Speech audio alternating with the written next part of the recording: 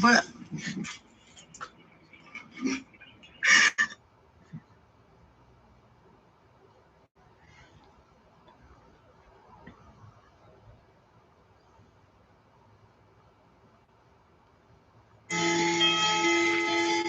it's not working. None of them are working. I want to watch this. All the links are broken.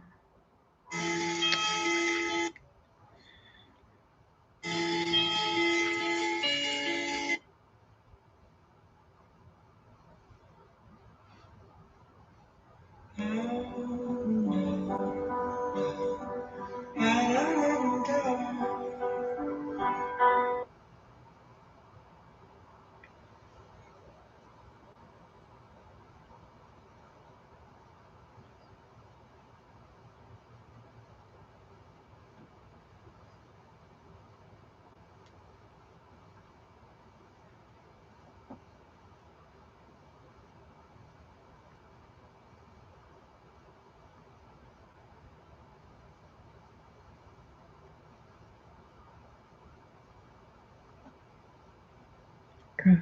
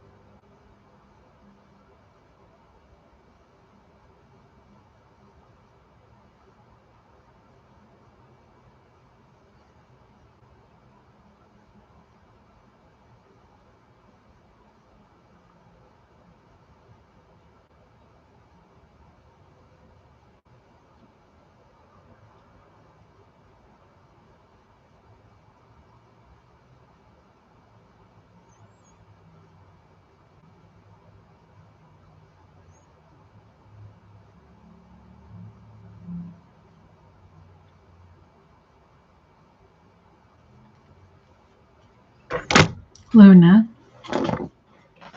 I only have this banjo from the library for 2 more weeks. I want to play the instrument now. Luna. Luna. I know you're so happy where you are, honey, but I want to practice banjo. So I need you to go in the kitchen for a bit, okay? Can you go in the kitchen for a bit while I play banjo? I'm so sorry, sweetie. Unless you want to go for a walk. You get to pick. Do you want to go for a walk? Or do you want me to get banjo?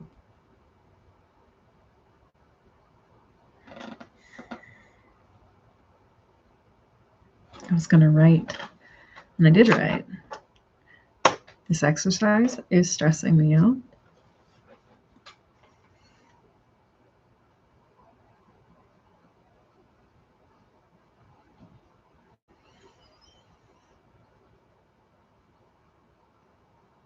I've been journaling the thoughts that come to my mind rather than speaking out thoughts that are coming to my mind right this moment. I have been writing pages of journaling on the thoughts I've actually been having.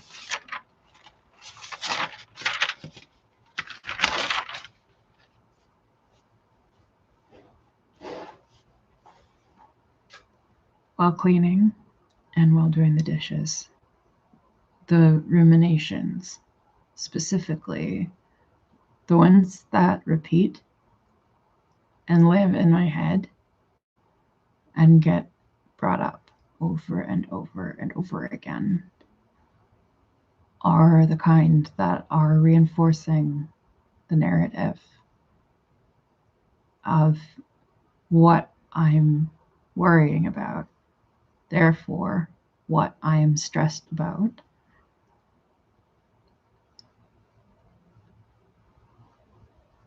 I've tried to capture those kinds of thoughts before, where the world in my head gets accurately journaled. And I don't think that's happening through here anymore. So, my goal is to become more in touch with my values.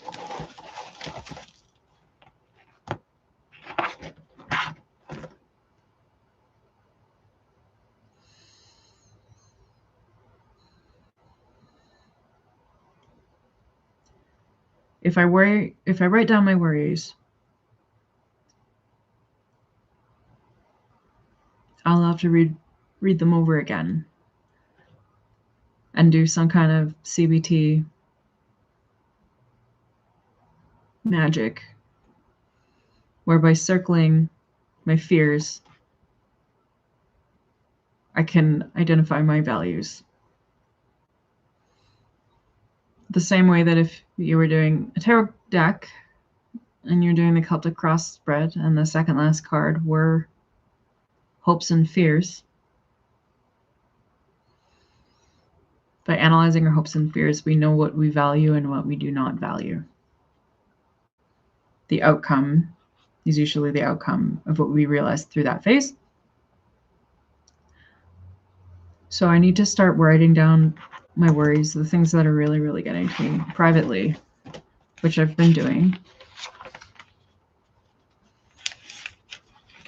Because I didn't realize that each time I was like trying to do the dishes or sweep or mop or focus on something, and like the thoughts were there and they were interfering. If I was trying to do my household chores or my gardening, like this world keeps coming back over and over silently in the background without being seen or heard, known by anybody else. And I'm just spinning myself into a narrative. And it's dense, and I don't feel comfortable talking about this stuff here yet. I don't feel safe to talk about this stuff here. There's a lot of things I can't talk about in here, which is why I've been obsessing and worrying quietly in the background by myself, not able to discuss those things with people in my life, and now maybe able to discuss them with a therapist, but I was able to talk about them with AI to a degree, but only so much.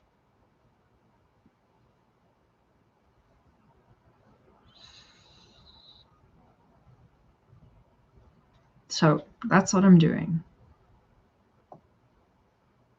And I can't just come in here and share that stuff because I have to process it. And this is not the space to do so for all these things.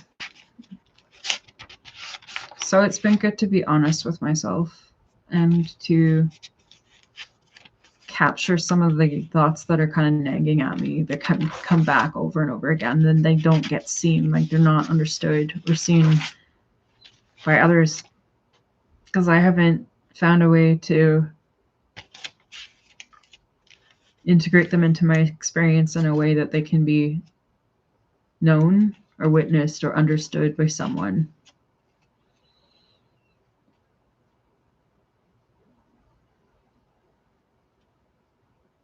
or like which people in our lives can we share what with? And then when we do, are they going to weaponize that, use it against us?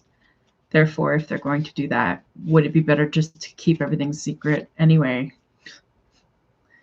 forever?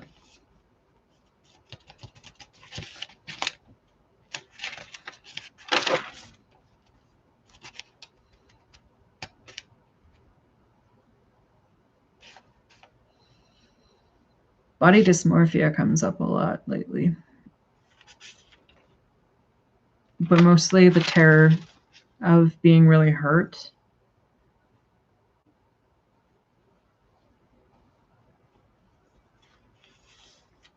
And being bullied and terrorized by my ex. And he's so out of touch with the reasons for why it's harming. He doesn't understand the harm he's caused. And he doesn't understand like what causes it, and I can't keep explaining it. So now I'm trying to work through it and notice like which of these comments, these things, these baiting, negging comments to hit back or deteriorate my self-esteem back under the claim that I've deteriorated his self-esteem, that I caused all these things to him, that I abused him, that I messed up his self-esteem, even though this is his life, his choices, his actions, and I did not do that. But there's a lot of ways in which he's been targeting.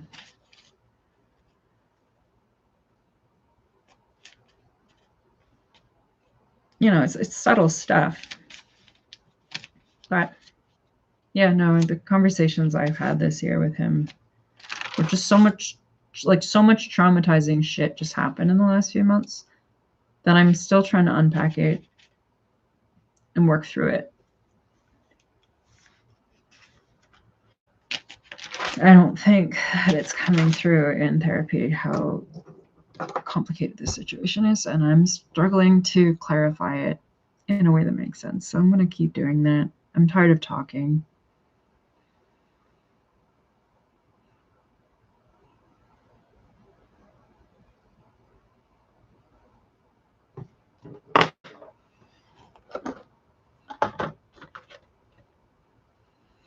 Did you know that if you buy earplugs,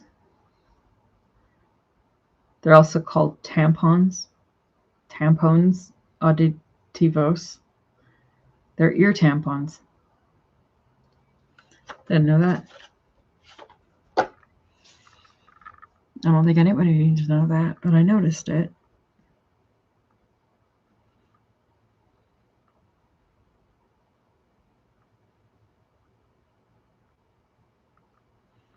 Not everything that humans notice is relevant. And I think it might increasingly become the case that over the course of time, what we notice will stop mattering.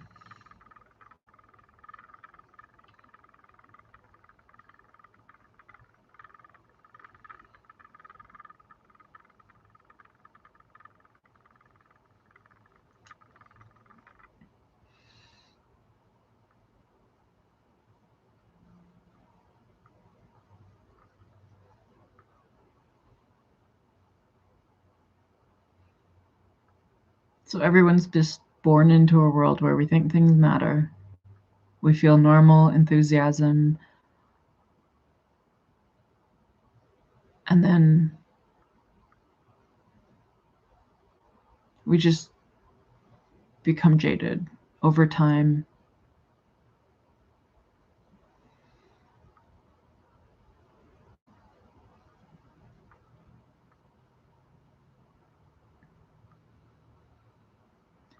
And then we lose it all, like all the safety and all the feeling of being in a space of magic or mystery or awe or reverence or innocent emotions of just being amazed by the universe, all get replaced.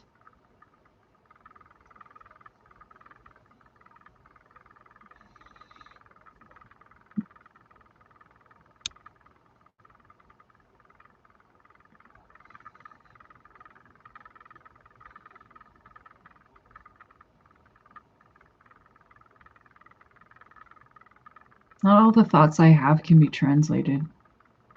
There are a lot of thoughts that went to waste.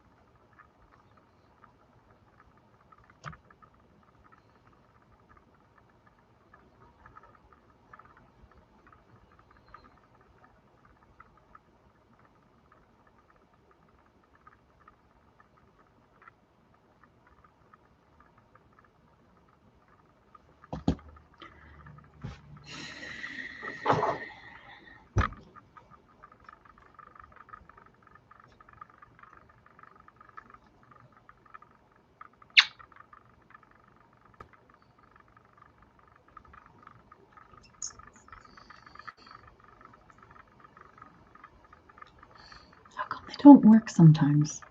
It's not like I can recharge it. Why do THC products do that? Does anyone know? Why doesn't it let you?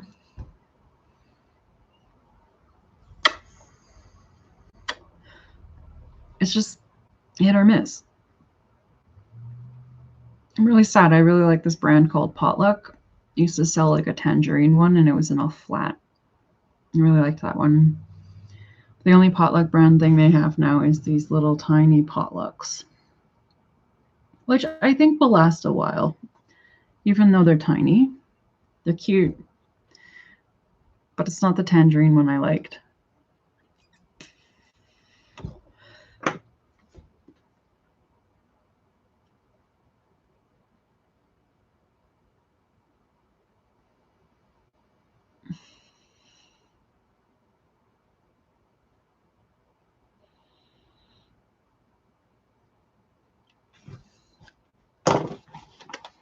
I just feel too deflated to write.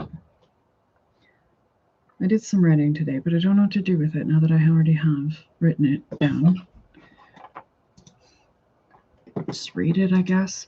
I don't even remember what it felt like in the 90s. I wrote, when we were kids, there was no audience online.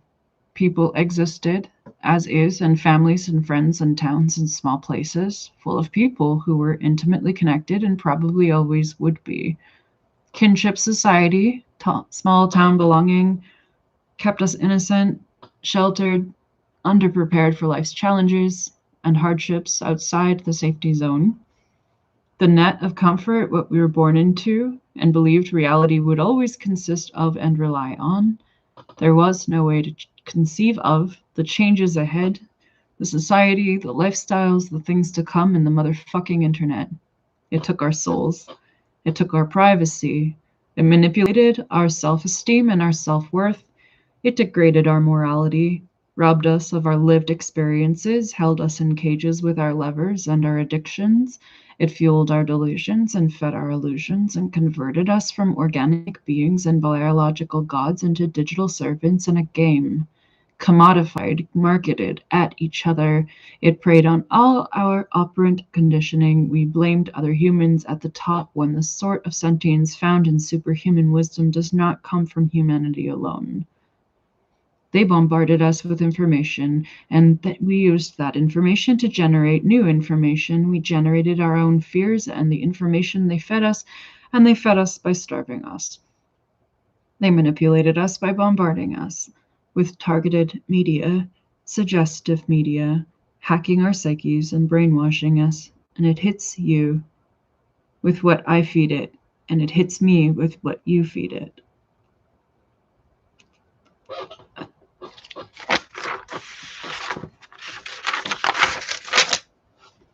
I just can't translate concepts into words all the time. I'm not very good at writing, and I haven't been for a very long time. I used to think that way, but I don't anymore. I'm in a brainwashed bubble that I put myself in. But then again, we didn't exactly ask to get pulled into the internet either. We didn't ask for that technology to exist. Any of it. And then we're told that if we don't have it, we'll die, basically. We can't exist without phones. We can't exist without tech know-how for our work, for our jobs, for signing into our basic government services. You can't be a digital native anymore because you're forced to be digitized. And then, even though we're forced to be, they treat it like we chose it, and we need to take accountability for that because we chose to use this equipment or that. We chose to use the internet. But it's kind of a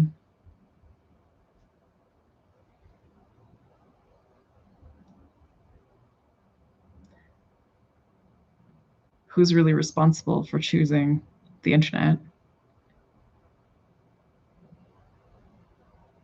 I don't know that we take accountability for the way that it impacted our life at every level if we don't know harms until long after they've established themselves in our lives. But now humanity is going to evolve with this thing. So we don't even have memories anymore to capture.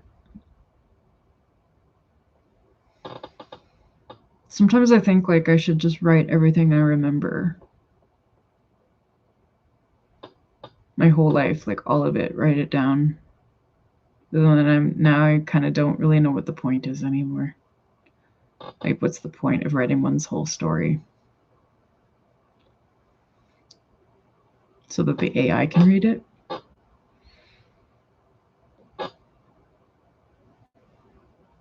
It's just narcissism. It doesn't mean anything. Art is all narcissism. Writing is narcissism. It's all narcissism. Jobs are narcissism. Parenting is narcissism. Every aspect of life involves us like putting on a narcissist mask. Jobs demand it.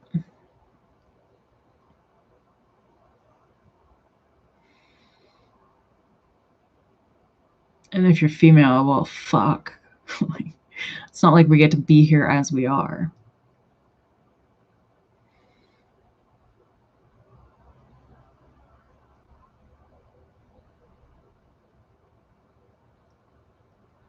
I have a lot of anger about physical image and the assumptions underlying that about personal self-confidence and the sexualization and objectification of females as a means for other men to project their problems onto us and then erase the parts of us they don't want to see, own us, convert us into sex workers, use us for their industries, confuse the marketing of mainstream media and femininity with the gender of feminine, like with these like beauty standards to the extent that we can't leave the house without looking and looks maxing, to the digital extreme of what we would look like if we were online, and the expectation that we all have to do that.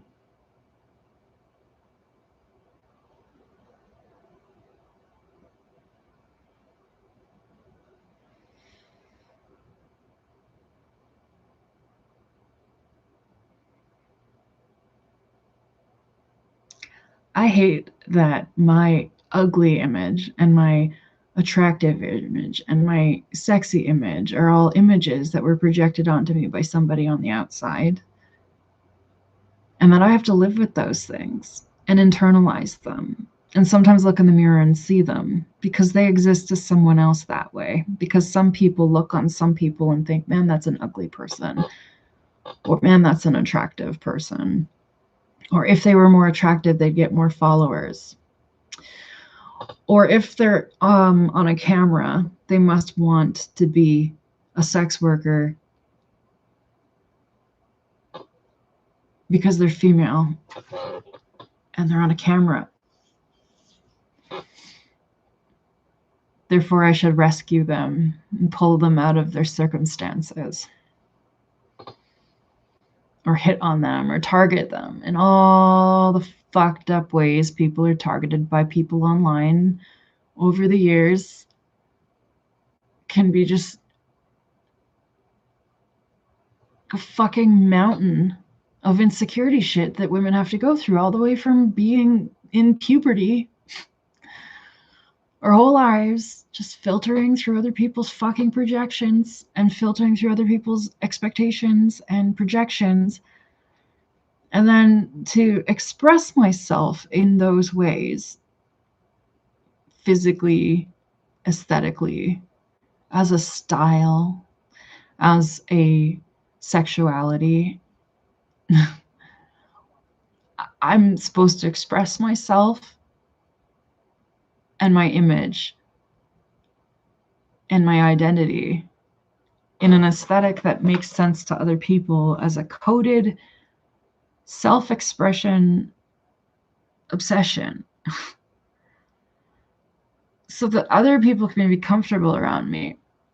Even though I've gone through this many times in my life, and I'm confident about the fact that people shouldn't have to go through this ever. And I've been fighting against it and refusing to let it win. I'm now being negged into finding my self-confidence through someone else's projection of how confident I would look to them if I met their objectification standards. So that's been making me a little bitchy. And I'm grossed out by it because I didn't spend my whole fucking life fighting against that shit for my family and my friends. And again, for anybody in my life who's ever been bullied or harassed on a sexual or physical level, or terrorized or made to feel unsafe because they're victims or they're isolated or they're available to target and pick off of, because they were already socially squished down so far,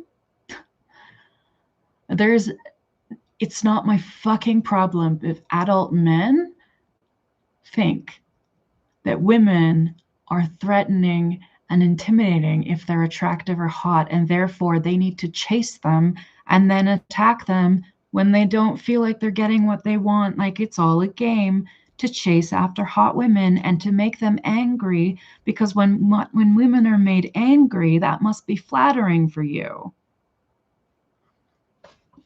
It's just drama and play, not a threat to me and my life and my family and my lifestyle and the people I'm worried about and scared for in my life being threatened or bullied or harassed in all the same ways I was just terrorized and bullied and threatened and harassed. No one tolerates that. And for a woman to speak up and say, that fucking pisses me off, I'm angry, it's not a game. That's not attraction. She's not scaring you to enjoy that. No one enjoys being scared or angry. My ex was like, oh, he's talking to this fucking life coach that he met through his friend, right? And he was like, oh, I guess you just couldn't help me, but this other girl that I met in the fucking hospital can. And I was like, I was not trying to help you. That was not my job. I'm not your fucking therapist. I was never there to be your life coach. So if you're making friends with life coachy friends, cool, right on. So now my ex and his life coach friend called me up over a video call, and I was like, I don't want to be in a three-way conversation with you and your life coach. What the fuck is this all about? And he's like, I saw you smiling. I knew you were into this. I was like, that's disgusting. Both of you go fuck yourselves. In front of each other, you are acting not like men. You are acting like this is a game. This is something to win. This is something to, what is this? It's fucking a life coach talking to my ex about how to treat me that way sounds to me kind of like some weird MGTOW bullshit. And then he brings up, like, he's like, well, everyone wants to know, are you bringing me to court? I'm like, oh, well, that would be a huge waste of my fucking time. It's not worth my time to chase after someone who's terrorizing my family, to do a restraining order, to take you to court for any of the reasons why you need to go to court. It's not a game. It's not for fun. Make a woman mad and make her take you through court so that you can watch her fight for her dignity and demand the level of safety for her family that her family deserves, which her family won't care one fucking bit about. There's no point in me getting a restraining order for a family member or an ex-family member who thinks that my family members are free game, because they treat things like a game. They think the wrongs here are drama. They think this was all drama. That this whole mental fucking episode and the things I just watched and witnessed, that was all just drama and game playing and pickup artistry and negging. My sisters don't know what that means. That means you're not safe to them. Fucking prick. You're not safe to my family. That's the bottom line. That's not a game. That's not making a woman mad to see how her power works, or making her mad to see if it's funny, or threatening her because you like fear play. That's psycho behavior. So no, there's no recovery from that. There's no getting along after that. There's no, you make me and my family feel threatened, and then you just carry on and act like you have all the right in the world to keep talking to my family and telling me that, like, I'm trying to control my family and that you're so worried about me because I'm not out of the house enough, and you think that I don't have any friends, and that you've heard through the grapevine from my family that I've told you not to talk to, that I don't know, that I was yelling at my family and that I'm not getting along with people and that I have no friends and that you're worried about my mental health because you saw me online. I have no way around that.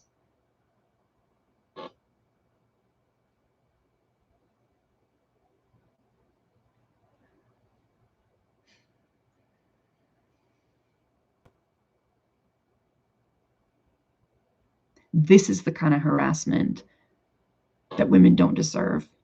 This is why I do videos and I do not accept money and I stay poor, and I am not using sex work to rise above my station, because I'm not desperate enough for money to degrade myself above that line. I actually care quite a bit about women not being treated like shit on the internet.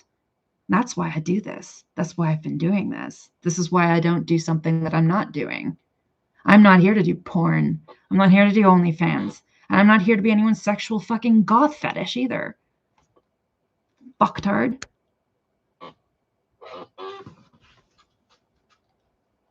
So fucking gross to have gone through this. And it's so humiliating and so sad and so hurtful to think that, like, someone was like, oh, everything was fine, and then the mask fell. Severely fucked up behaviors showed up after that.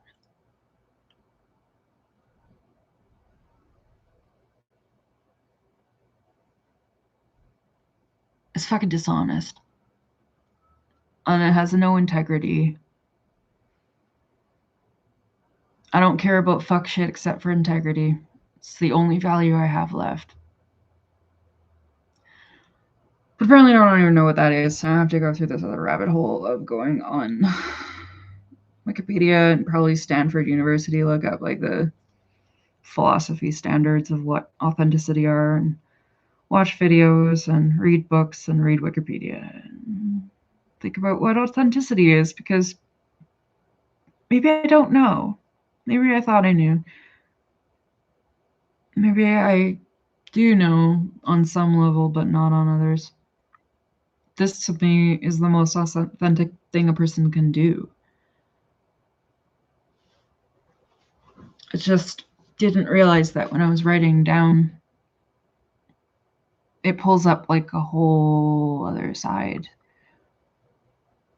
So a really important part about authenticity for people is to make sure that you're finding it in as many capacities as you can. You can't find your whole self in front of your family. You can't find your whole self in a relationship or in a job or in a music preference or in a style or in a church.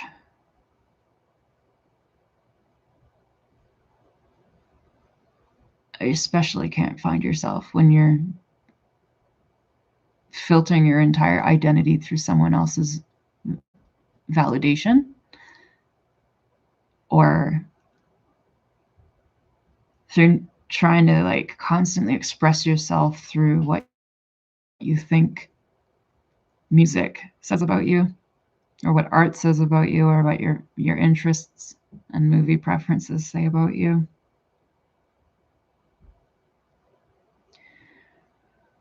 I don't think authenticity is what we just really like a lot. I think authenticity involves integrity. Because when we have to make difficult decisions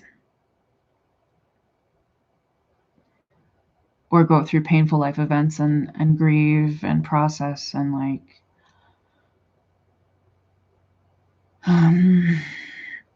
gather all the pieces and make sense of it all and grow, develop, like from the time that we were really, really innocent to the time we're like, oh my God, I had no idea. I did not carry that much insight into that thing. And now I know so much about it and I wish I'd known it sooner.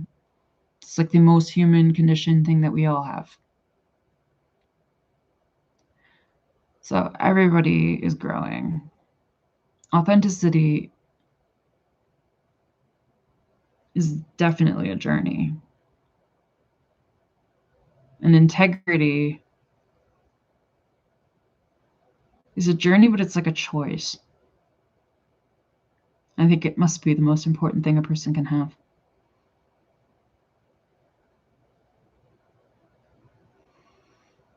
So definitely, if you aren't thinking about it, develop it.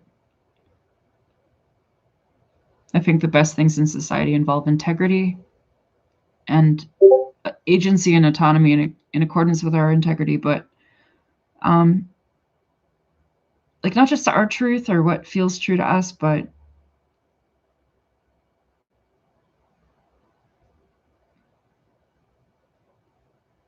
really refining what we need to be consistent about. Like which of the values are consistent with us across our lifetime and which ones are the ones we will fight for and the ones that we will not compromise. Those are the most important values. So if you're living by those values, you have integrity. And if you are always building up like what integrity is by noticing how others use it or how it affects other people,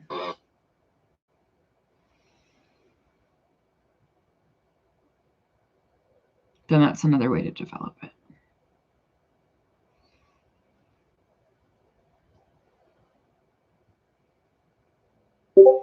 I don't know if I want to play banjo anymore. I do, but I also feel like sometimes I'm pushing myself too hard in what's called like a manager mindset, like managerial, like the IFS manager versus the Excel. I'm like really jumping around between those concepts. But I'm noticing that like I'm slipping in and out of states that are like anger based or self discipline to the max, like pushing myself to do this or pushing myself to do that, or being really, really intolerant with myself, like an absolute, like I'm at war with myself. Or like there's just this whole warrior side who's just such an asshole to me, to the other rest of me. And it's always trying to like start a fucking business and be a CEO or something. Like, why does it do that? I don't even know that person. I don't like that person very much, but they're not wrong that a banjo is a ridiculous thing to waste one's time on. It's also a good idea to have that skill, I guess, for when I'm going to need it. When am I going to need it? I'm 40, life is pretty much over. When are we going to need the things that we're developing skills for after 40? Never. Never. There's no point in acquiring new skills after 40. Or maybe there probably are. But the sentiment is understandable. The feeling of like, what's the point, is something that people after 40 understand. It's like if we haven't done it by now, then we probably aren't gonna. Like, I don't know. It's really hard to balance the life situation I'm in. The responsibilities I have to these animals is a barrier on my freedom. And I wake up every day and I try to accept it and live with it. And I feel really cut off from where I thought I would be. And I don't have solutions. And I can't get out of this. And it's not for lack of trying to think about how. I just can't navigate my own life. I cannot figure out how to get back to normal humanity. It's not working. I got stuck in an eddy. I can't get back on path. I'm off path. It's not working.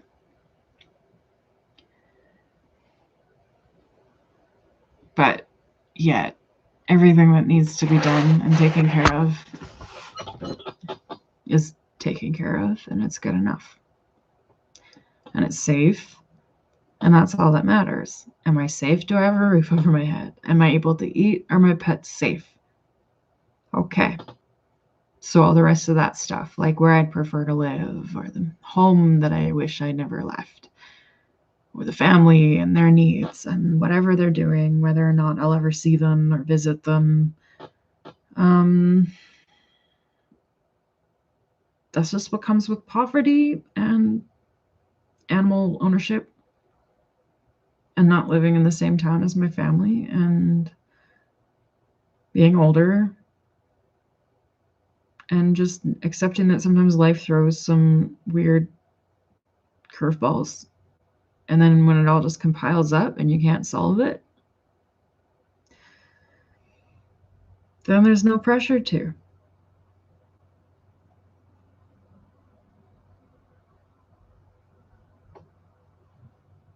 And then you just accept it.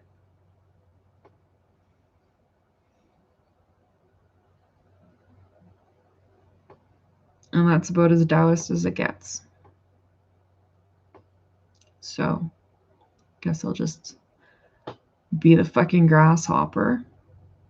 While the ants build the universe, I'll just sit around and continue to be a joke and play guitar or banjo or hang out with my bird on my shoulder and talk to myself on the internet and be the stand-up comedian act that I've made of myself and just accept it.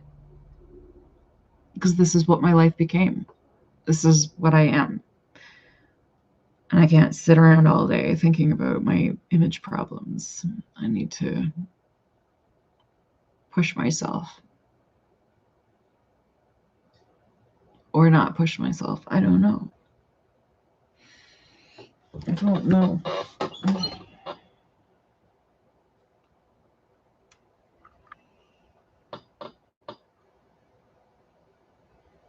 I can do whatever I want on my channel. This is my channel. I don't have a normal channel. There are no rules here. I can just lie down and go to sleep. This is my space, and this weirds people out. Well, this is what it feels like. This is what it looks like. And this is life. I'm sorry that everybody's so acclimated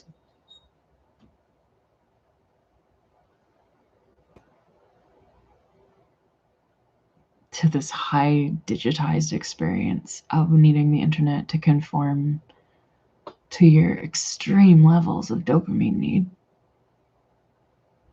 The extreme levels of HD and high definition life and perfection and immaculate and like stop sounding so slow, make everything faster, make everything brighter, max out the human psyche's ability to process incoming information and stimuli, overstimulation, nonsense, nightmare. I didn't build that world. I didn't ask for that world.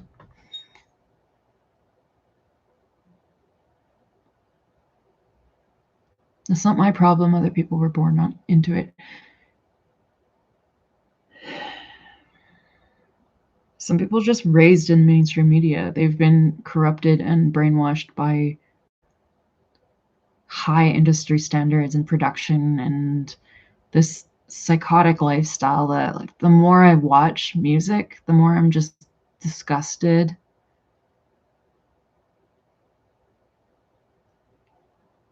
at the media industry, especially the music media industry. I'm grossed out when I go online and I see how much everything's been conformed into like what we look like and whether or not we can sell our own face, whether we can dress the right way that we get followers and people like.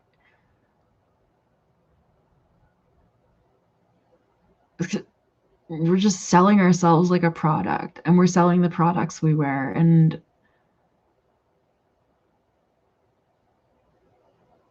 everyone is conforming their behavior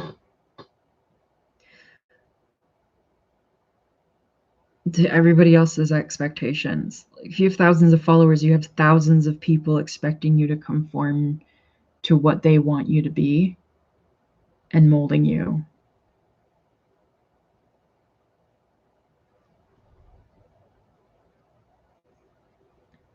And manipulating you.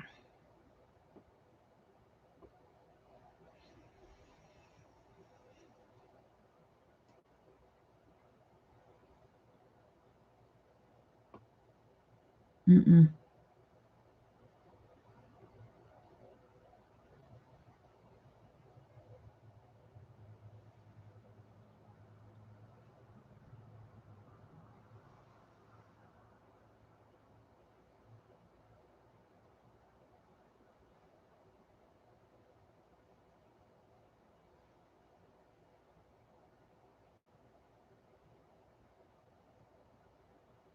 I live in here. I live in the internet. I live in this room. But a lot of people live in here.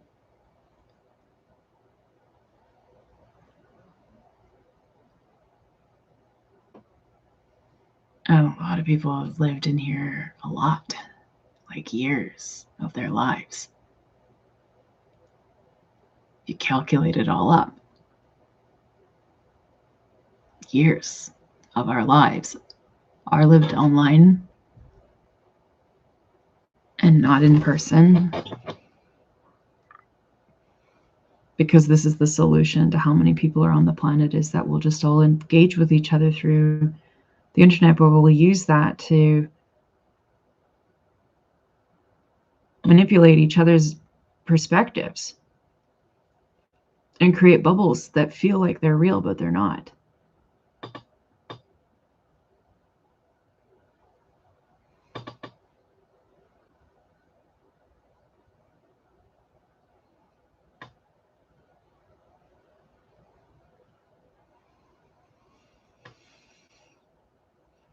I think the things that affect me most is just how hard it was throughout my life to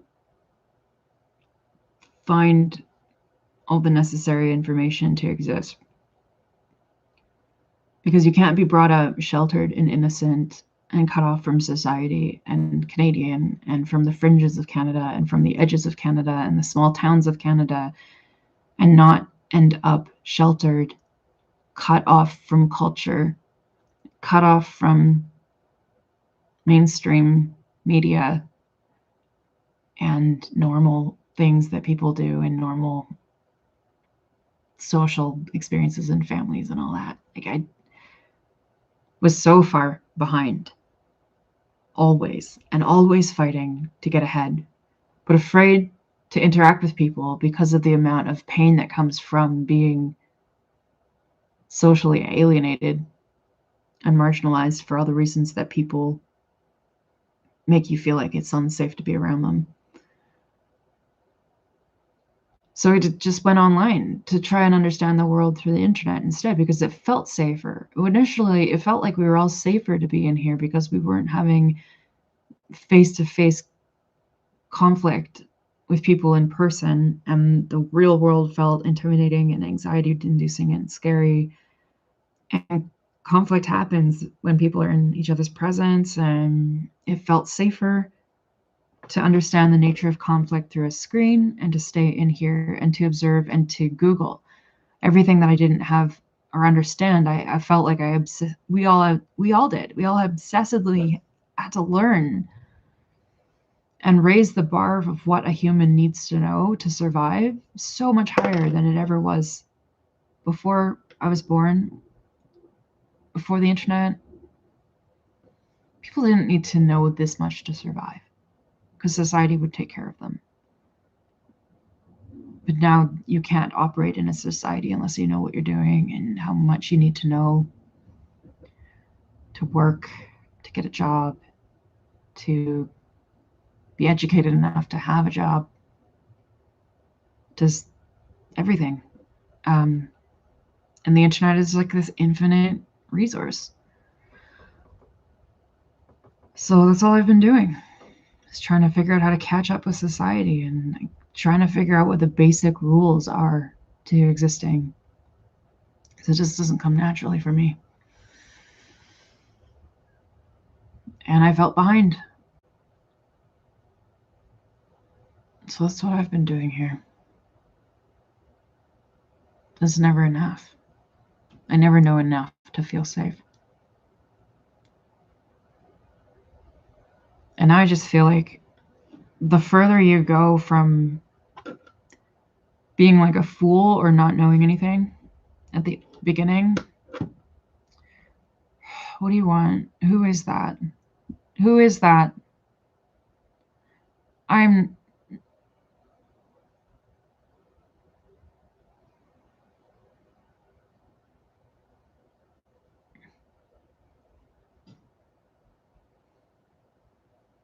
Who was that? Can you type in the chat box, please?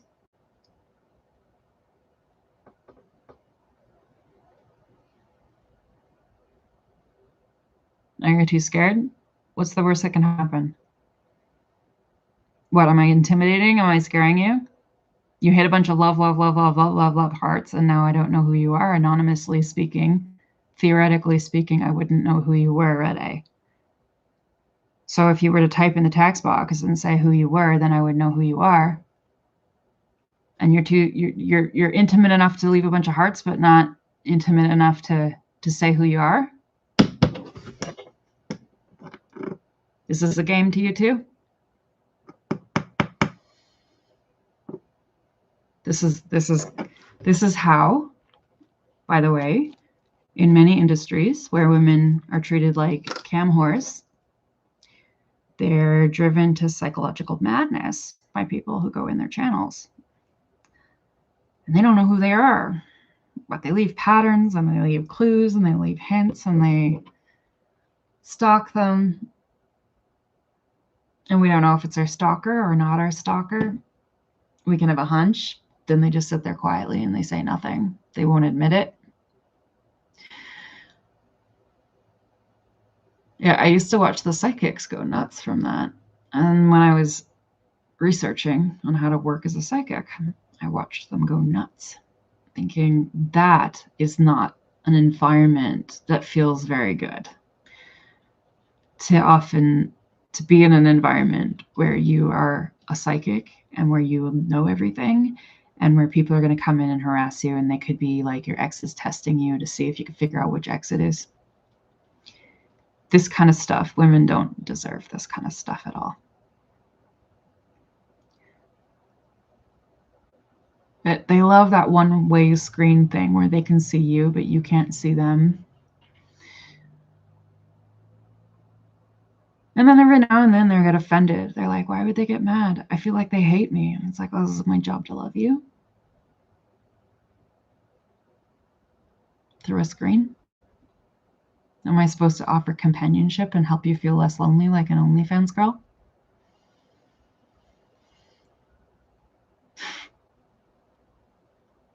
For fuck's sake.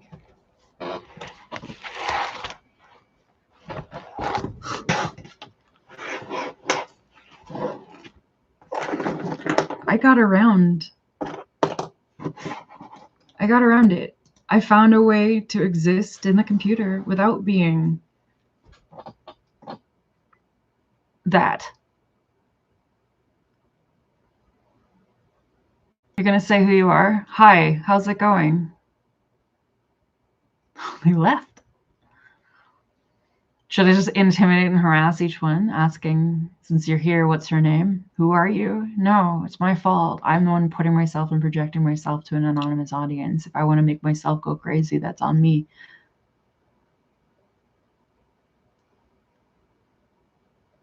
I don't know what YouTube is letting me do this for. Like they've been like they've had to have noticed it. YouTube has to check videos. They know this thing has been happening for years. They know I do this.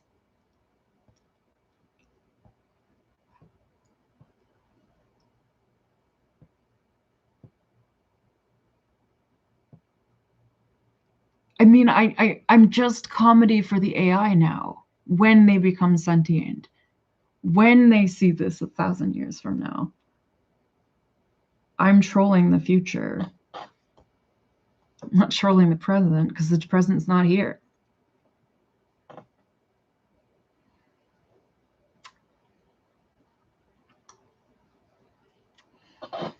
My cat found a bird feather and she's eating it.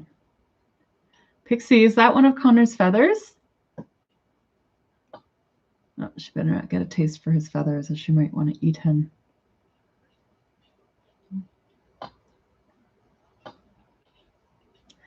Pixie ate Connor.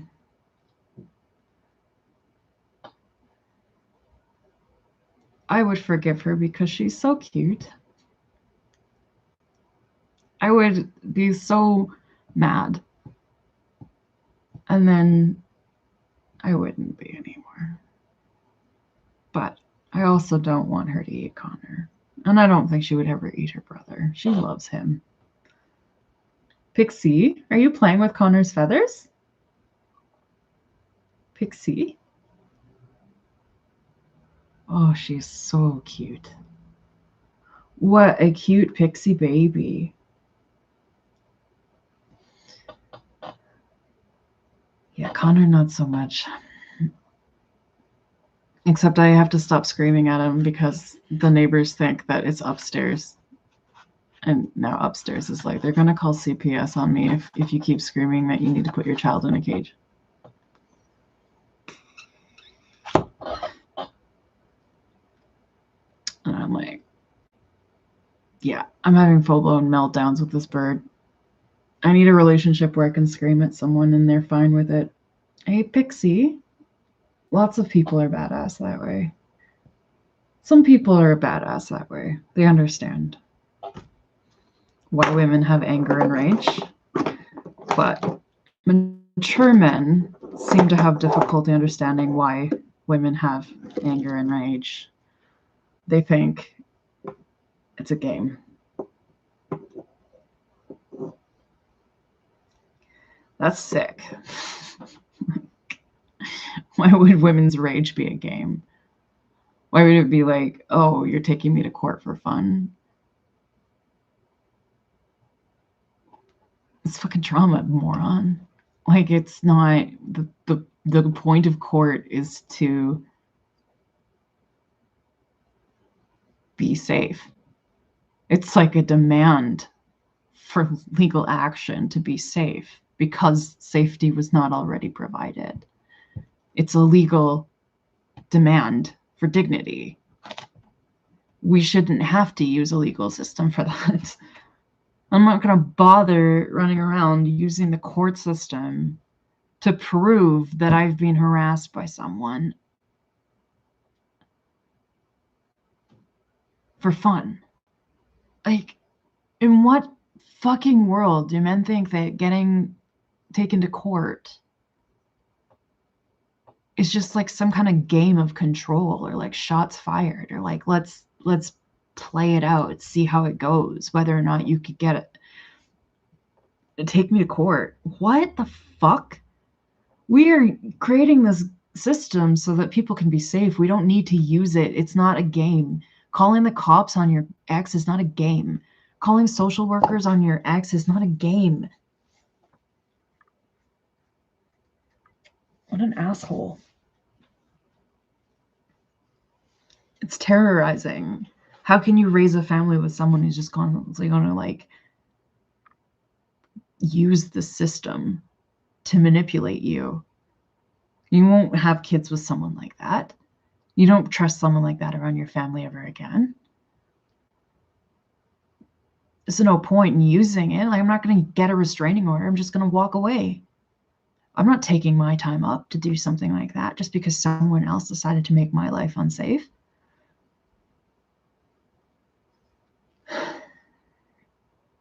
It's a whole other thing. It's not like an annoyance. It's like crossing a violation or a boundary.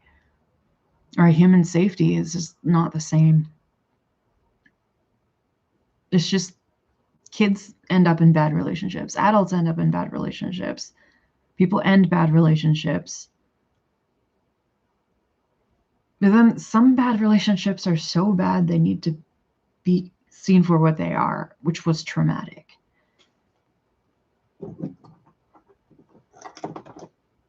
Not taken lightly, not like, oh, you just need to walk away, girl. The amount of relationship things I see online in those groups, when women say like the things that he did, the things that and then they just had to get up and leave, lose all their things, grab the kids and go. Don't bother holding him accountable, can't afford a lawyer, just started life all over again somewhere else. When these guys are doing fucked up, unhinged fucking shit, and no one's holding them accountable for it because the system is too complicated for that. Then we're not living in a small town or community anymore where they're going to be shamed for it either. It's a social safety mechanism that is no longer providing like justice or safety in any way whatsoever. Law is only for the rich.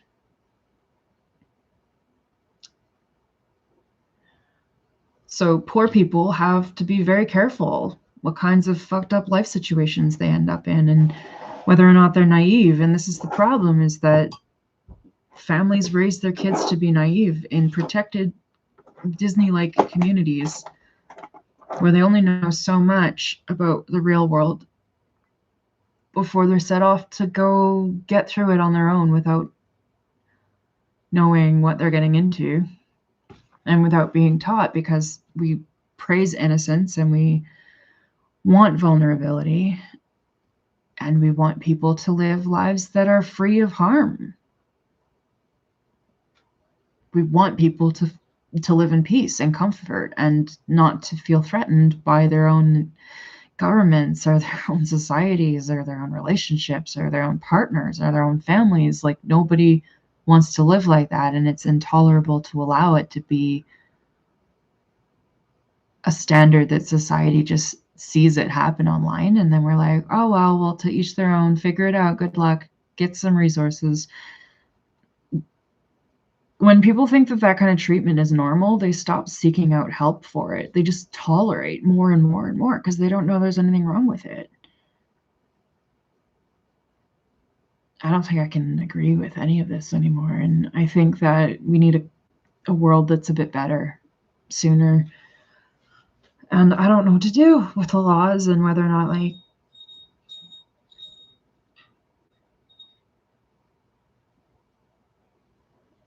there's a lot of things we need to take action for, but then women just don't take action. We don't do it because it's not worth our time. Because someone else in our life has made so much bullshit in our life that it's like, why would I waste my time on the shit that you brought to my life? But then when we don't exercise our rights, we don't take advantage of laws which are there in place to protect us. It's worse than not voting. Because then our legal system disintegrates. People stop using it. It stops protecting people. People stop turning to it. So because they stop turning to it and they can't afford it, and it's a waste of the time, and it's long and slow, and the procedures just, if it could be done faster, people would probably do it faster. But then what would you do? Enter an app and be like, hey, survey this situation, and then what? What's the purpose? To put criminal record on someone's account to try to get money out of them? What's the point? To prove in a court of law that what they did was not just? So, because that's all that really my ex actually cared about. And between him and my sister bickering away about whether or not I was going to take him to court, when I told her, I need you to stop talking to him. He's in a psych ward episode and it's not safe, and he's not being safe to women right now.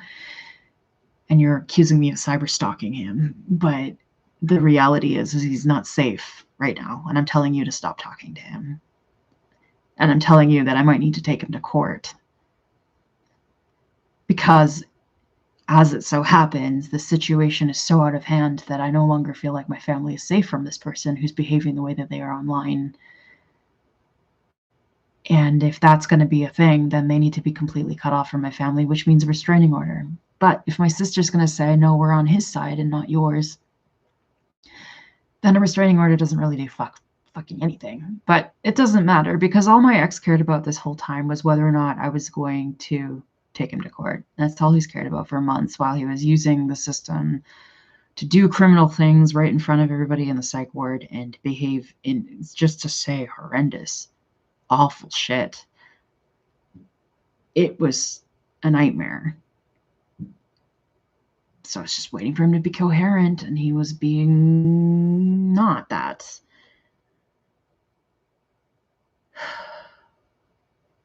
The whole time, all he gave a fuck about was whether or not I was going to take him to court, or whether or not that was going to cause him a criminal record. That's it. That's all they care about. And when that's all they care about, that's a good indication that those are the people that need to be taken to court, ironically. Because if they're not in touch with the reasons for why their behavior is criminal, that is indication that they're dangerous. They lack the foresight and the insight into what they're doing and how it's dangerous to others.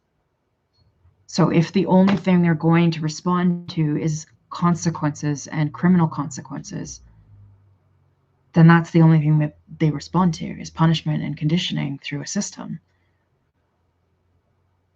Because if they were a person that could apologize for more than just, oops, sorry for causing so much drama, if they had any insight whatsoever into the levels of damage that they were causing, not even to take accountability or apologize for it, but to just acknowledge that they see the impacts that that had, then they would be able to process that and grow and change and understand what they need to do going forward to have the kinds of healthy and safe boundaries that don't violate other people's safety and rights. And they would change their behavior in such a way that they were compatible with society and don't violate people's safety and boundaries and rights. But if they're not showing any change in that direction, or even the capacity or insight to understand why what they're doing is harmful, not just toxic play or drama, but literally wrong and evil and threatening and scary and hurtful, then they don't know how to not be those things to society. Then yeah, that would be when a person should probably take active legal measure, file police reports, and make sure that there's a trail so that one day if that person does cross a line, then at least there's a trail, right? I don't know how to handle it. I don't know the point of legal.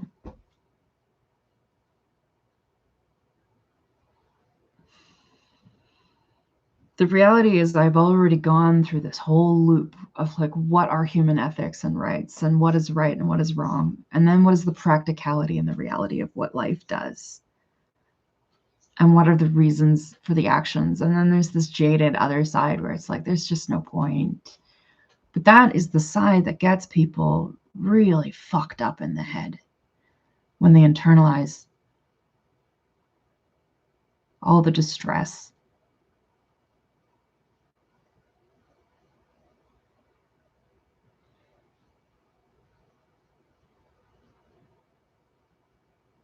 I've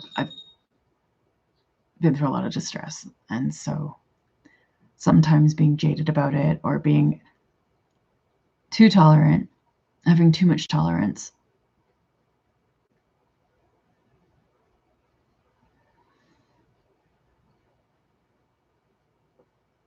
I mean, that's what happens when you're like a kid and there's a lot of like high intensity anxiety and stress around, and you just develop tolerance for it.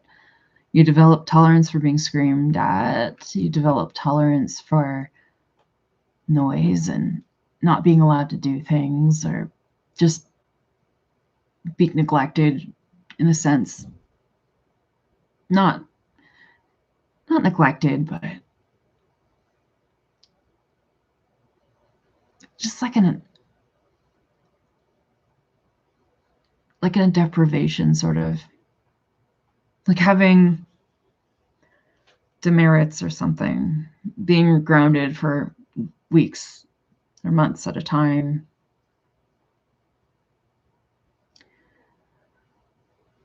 being prevented from being able to see media, not knowing what other people do,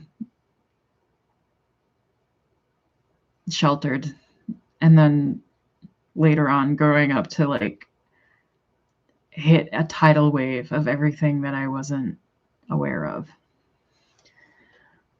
Happens to everyone to an extent. Everyone goes through that.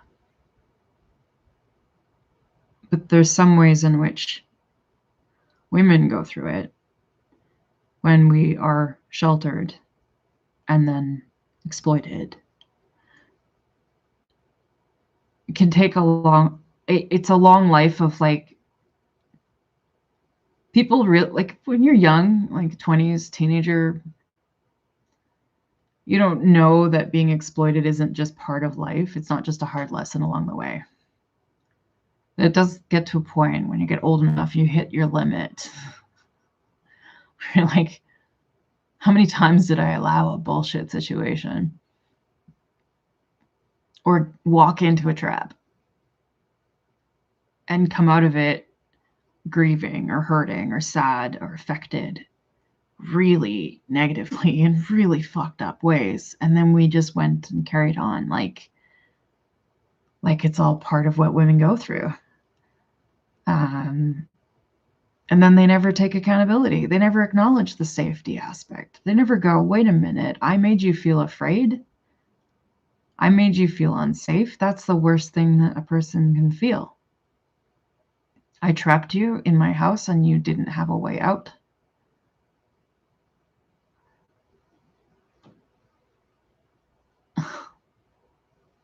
There's a show in Canada called Made. It's really good. Or at least I thought it was really good back when I lived on Vancouver Island, and I watched it at the time and I thought it was really good. And then I saw some of the comments and people being like, oh, look how rich and white and easy her life is. She has a car. What is she even crying about? She's running from a domestic abuse situation with her kid and she has a car.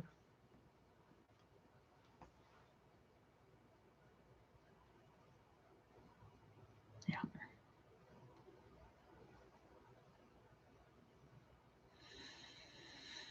It's never enough. There's always going to be feedback and criticism about whether or not a woman did it like this, or did it like that, or said it like this, or said it like that. And then there's just going to be this quiet, silent wall of judgment while men try to figure it out. And then we tell them directly to their faces. And then they come up with fucking crazy, fucked up shit.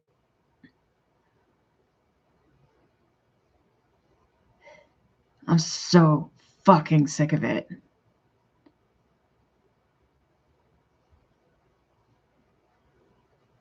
Fucking gross.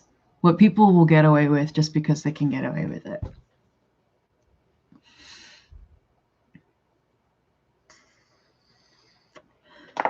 So that's what I mean when I'm like, it's worth taking someone to court. If their only thing is like, I can do it because I can get away with it, then that's another way to measure whether a person's dangerous or not. If they're going to keep doing it because nothing stopped them, that's like the crazy. That's the line. That's the line. That's the crazy line. That's the people are going to start acting like serial killers soon line if they don't get held accountable or take themselves to the police station and admit to things.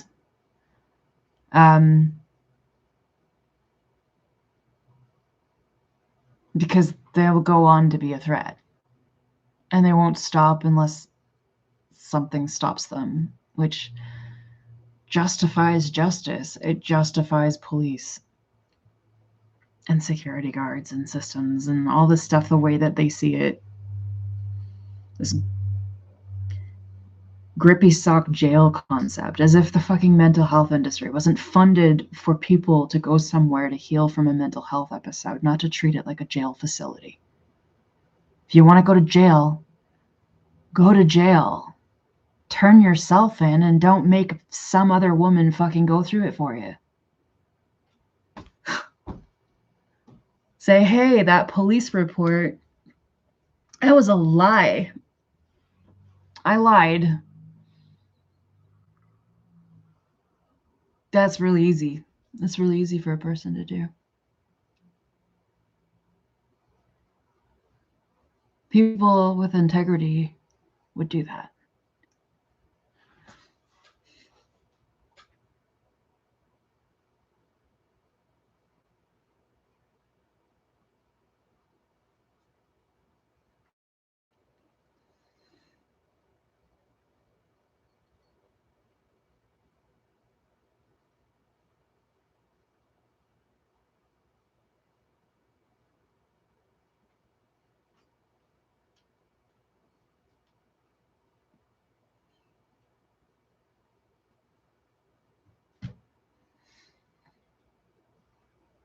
I can't be bothered to fill out our police report. I can't fucking be bothered. Some people create shit just for the attention.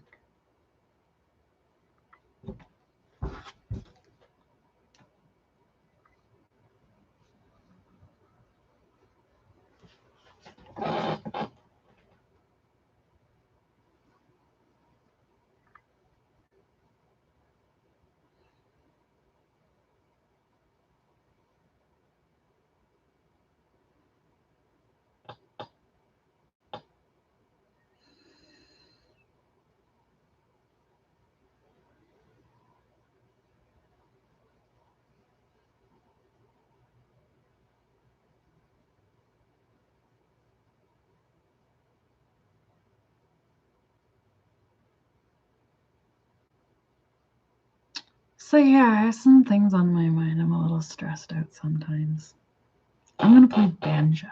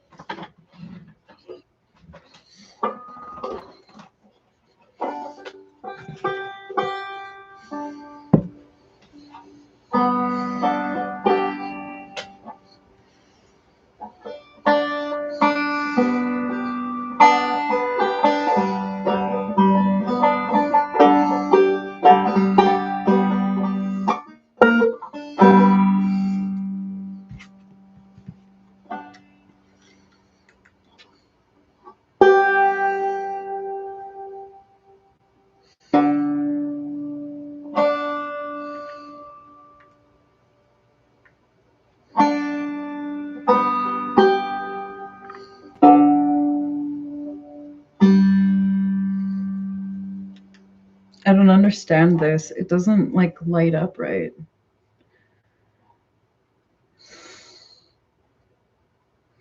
It worked the first time I used it just fine. Oh.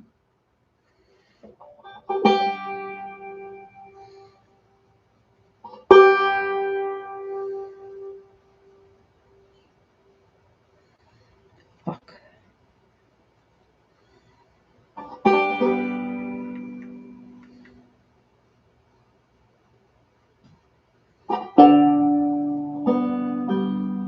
It sounds close enough.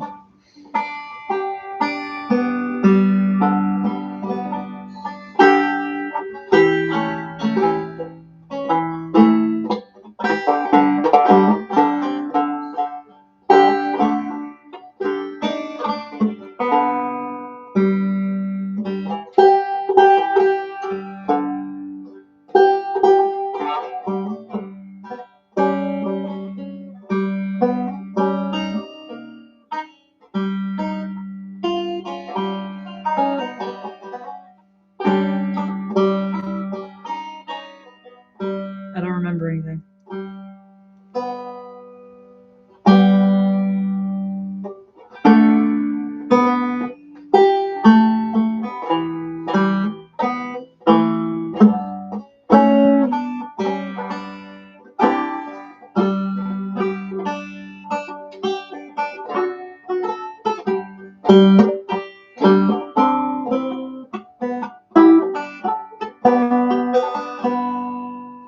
Now it's working. No, it's not. It's too close to it. What? So you can't hold it next to the strings? You have to hold it up here? Absolutely. What?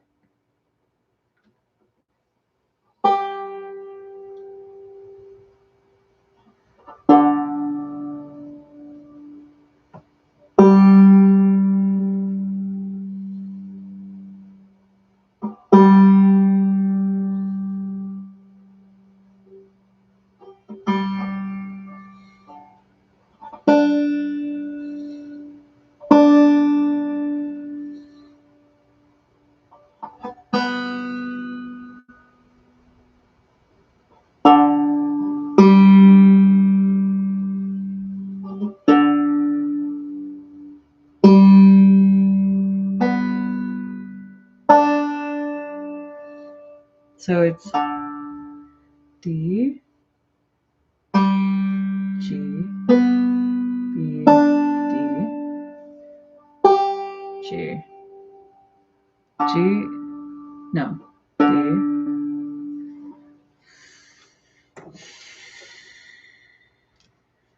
G, D, B, G, D, no.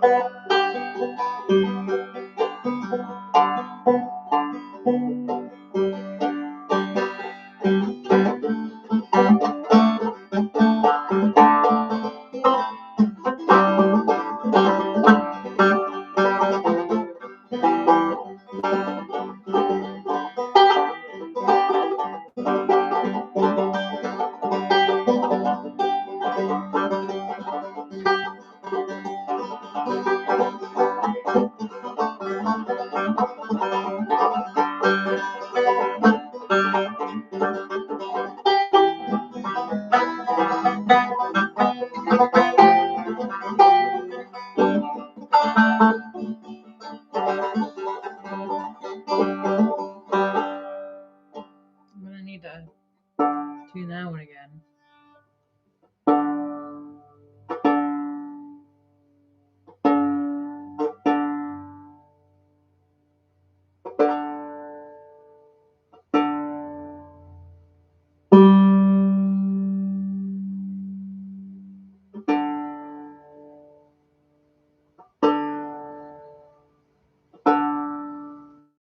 So fussy.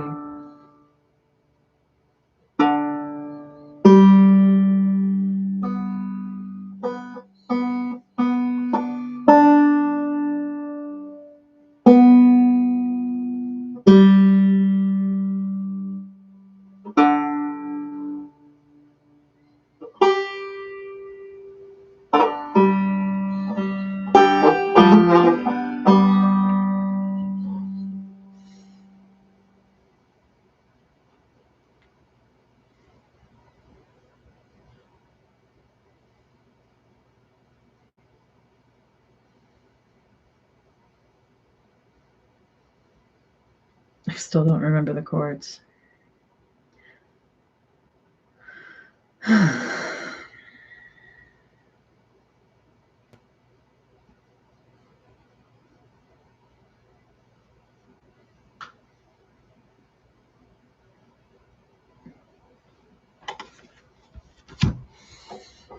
But I mean, I've also only picked this up like 3 times.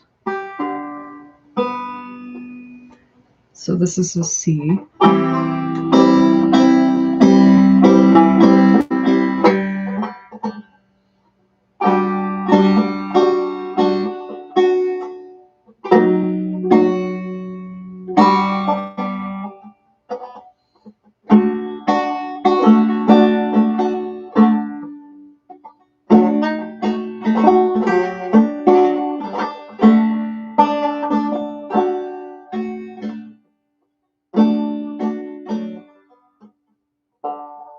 So when we play D, do we play it like this?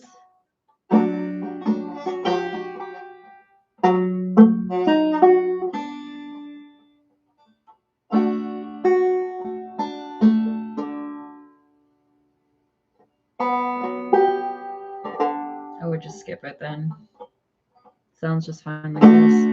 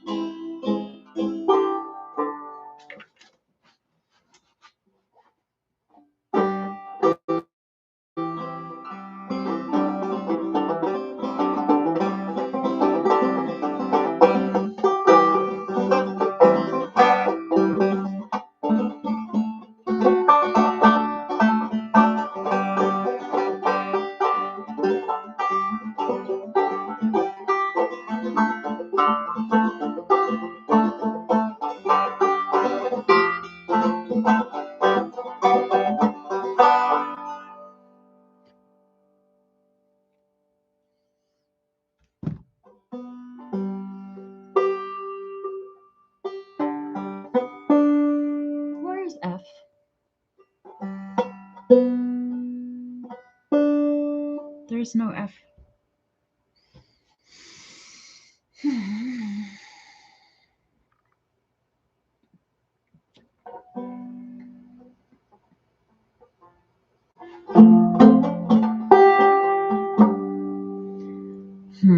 It's a beautiful chord, but it feels weird.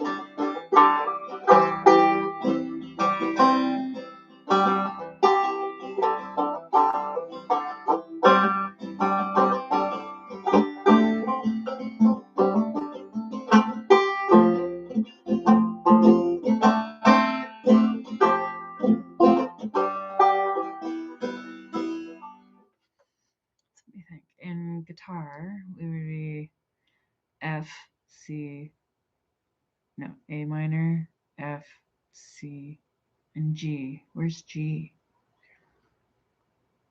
Open. Oh, right. You don't have to have your fingers on the key at all times.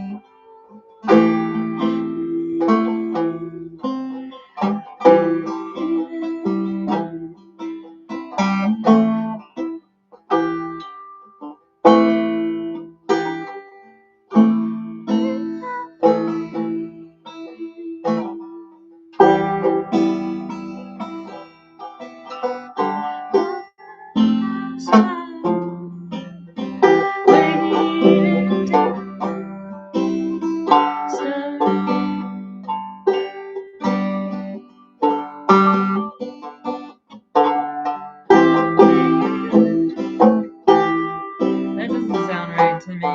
I'm trying to read the Land Before Time.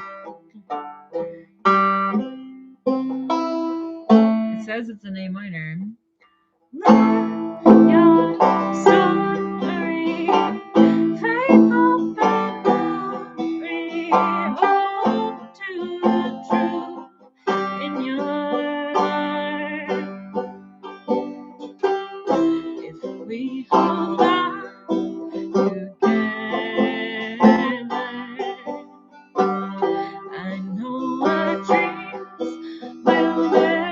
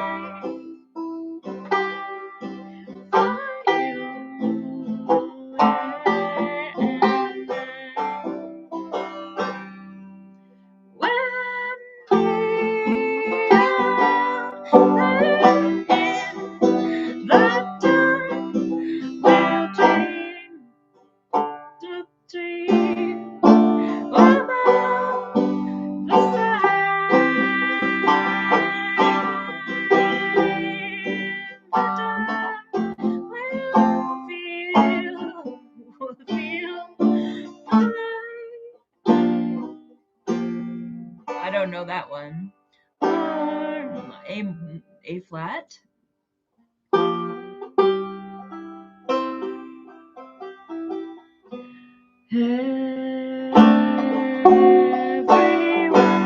I don't know, sorry.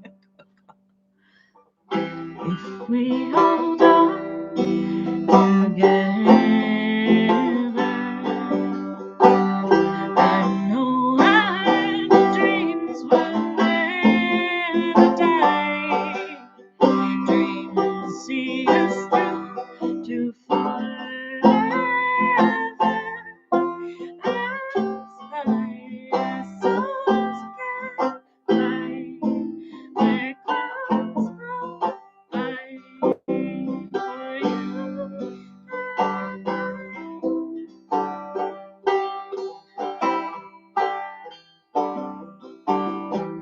That's okay. It's a song from a movie called Land Before Time, which I said in my last video I was going to do, and then I realized I didn't do it. So it is called, it's from a movie called Land Before Time.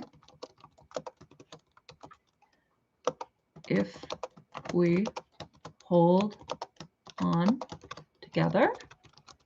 And I think it's Diana Ross. But it was in a kid's movie when I was a kid, so I know the song. It's easy to remember songs from when I was a kid, like An American Tail and Land Before Time. It's a good song. I just was like, I said I'd do Land Before Time last week, and I didn't. So I only know, like, I figured out a few chords, but there were a few in there I didn't know, so it really threw me off. Do you have a request? Do you want a song? Is there a song you want? It's a very good song. It hits you in the heart. You can read the lyrics and switch it over, and very inspiring kids song. And if you go watch it on YouTube, you can see it. It's a bunch of dinosaurs, and they make it to the Great Valley. It's such a beautiful movie. If you want to learn English, I mean, you already know English, but if you watched it, you know how kids movies can, you'd understand the whole thing because it's a kids movie. So you could watch it.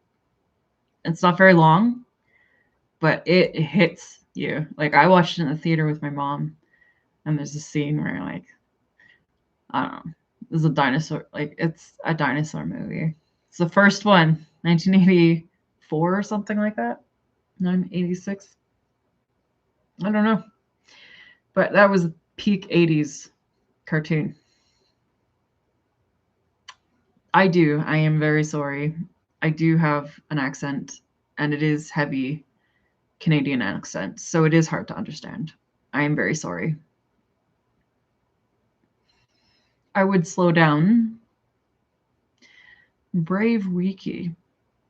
What is Brave Wiki?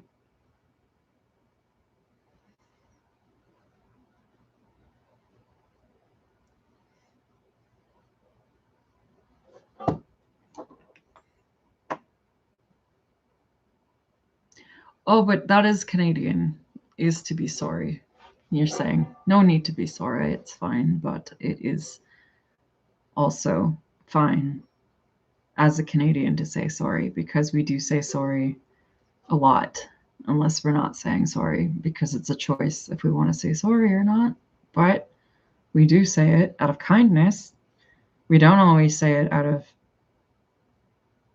apology. Like, we don't always take our apologies very seriously.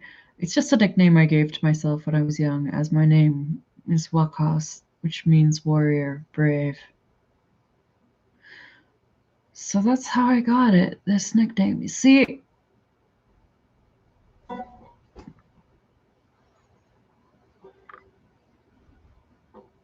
did you ever hang out somewhere like online where psychics hang out, Brave?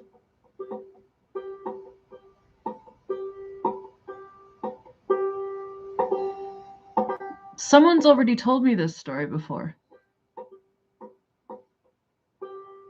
What the fuck? Oh, yeah, so you do follow me. Okay. Yeah, so you're brave. Okay. That's what I was wondering. I didn't want to say anybody's name or anything like that. I was like, why do I know this? Maybe I do know this person. When I saw Brave Wiki, I thought Brave, but then I wasn't sure if it was the same Brave. Okay. That's funny. I was like, I saw Brave Wiki and I thought, is that a site? Is this person have a site called Brave Wiki? And then I was like, Brave. Do I know someone named Brave? And then immediately I was like, then you're like, no, it's just a nickname I gave to myself when I was like, you've already told me this. But not here. Another time and place. Oh my God. What do you speak again? You are from where? Aren't you South American? Like, you're not Spanish, are you? You've told me this already. That's how I knew it was you. And I was like, am I losing my mind? I know that you've told me this. You've told people this. You said your name means warrior. Did you not? Yeah, well, I mean,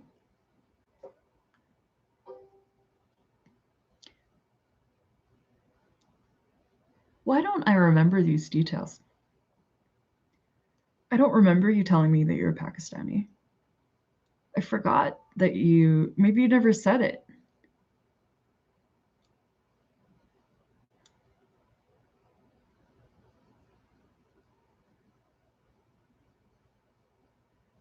I mean, it's Arabic-ish, right? But you guys don't like to be Arabic. You prefer to be South Asian. Long time, I guess. We met maybe. Yeah, well, we have talked to so many people since.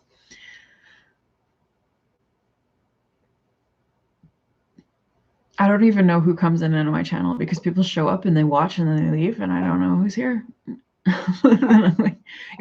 I'd prefer to know where I know them from or who they are, but it's the same. It's the same as the random treatment, really. It's better.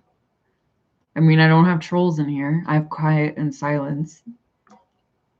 Urdu and English as a second language, yeah. Urdu. It's not a language I speak. I actually thought Urdu was the language font, but I did know it was a language. I just think whenever I think of Urdu, I think of like the actual scribe writing. I don't know fuck shit about Urdu.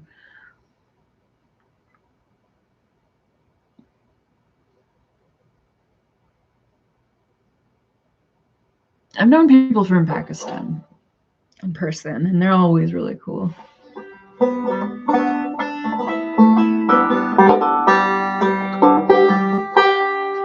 So I don't know if I'm going to just play it like a sitar. Play it up and down like a banjo like this.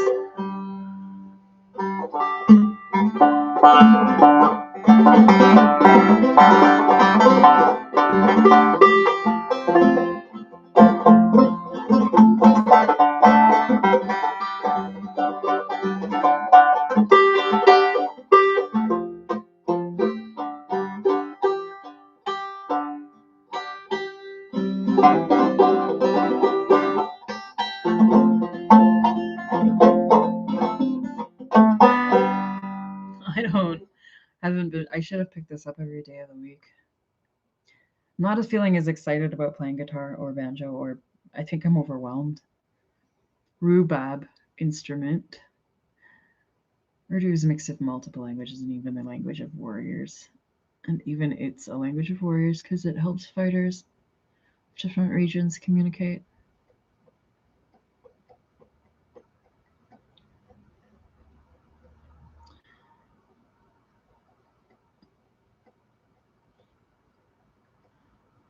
Trying to remember what's the word for teacher? Do you guys have a C or do you have a different word?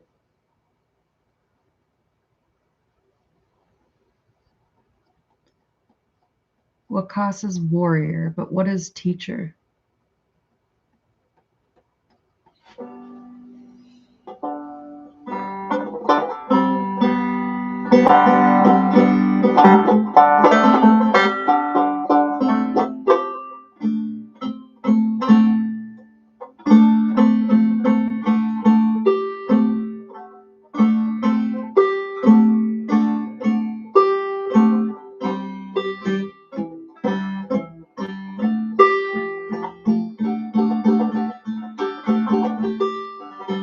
Ustad. Okay. Ustad.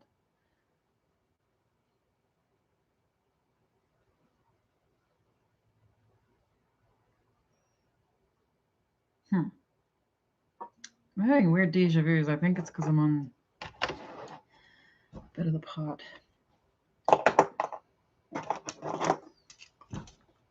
Ustani. What the fuck? I feel like I'm having half flashbacks, but not full flashbacks. And I hate that when I wake up in the morning and I feel like I remember a dream and I want to remember it. Same feeling.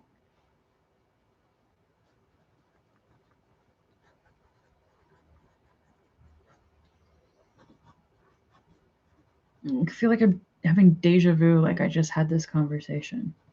There's no fucking way I just had this conversation. Unless it was recent in a dream, in which case I did, and I don't remember. Isn't that freaky? Because I don't know why it would feel like that, like it just happened the other day, that feeling, you know?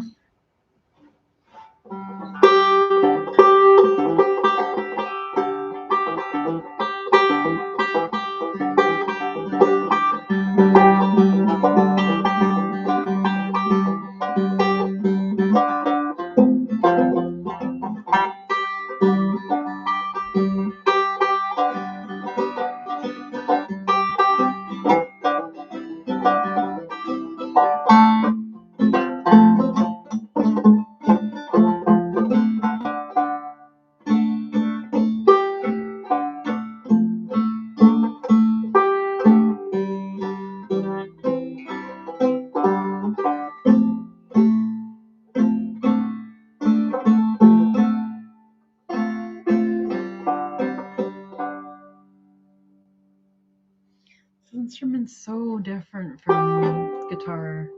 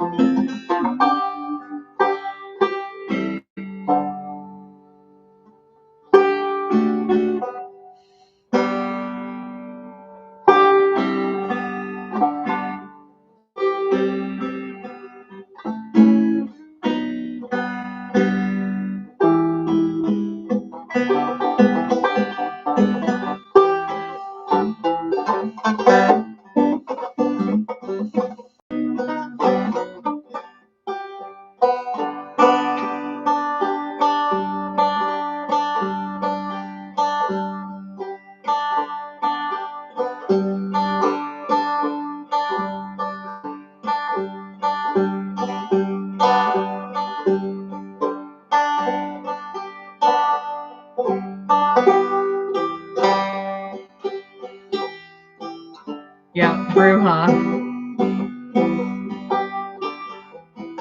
I always talk about Brujas in there. I'm too white northern to be a Bruja. Nat's a Bruja.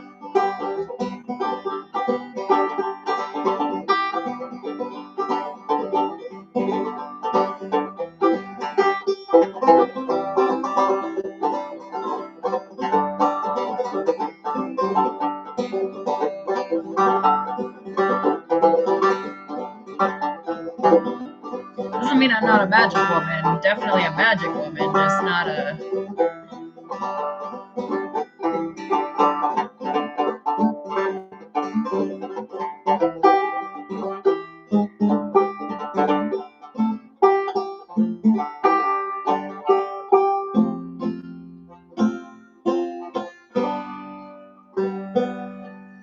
I could really go for some nicotine. My roommate was like, "Can I have a smoke?" And I was like, "I don't really smoke anymore." But then I was like, "Do you want me to go buy some for you?" She's like, "No, I don't even smoke." And I was like, "I know." So it's like I shouldn't go buy some. But just the very mere mention of going out to buy smokes, I was like, "Oh, I should go get some smokes." And you know, I am going to be downtown tomorrow. at an art thing. And I'll be bumming off of other people like an absolute asshole if I don't buy my own and bring them with me. So maybe I should check my bank account and see and buy some so that when I go downtown, I have some smokes. But promise myself I will not buy more after that. But this is where the slippery slope always happens. Just one pack. And it stinks. It's gross. I don't even want it. But it reminds me of socializing.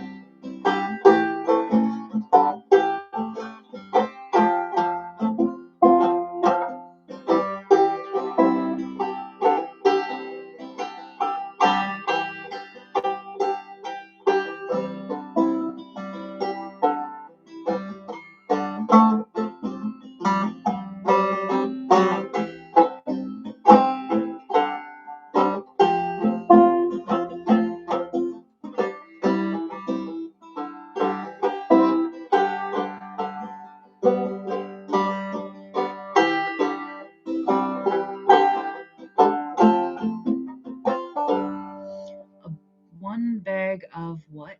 Sorry, I missed that part.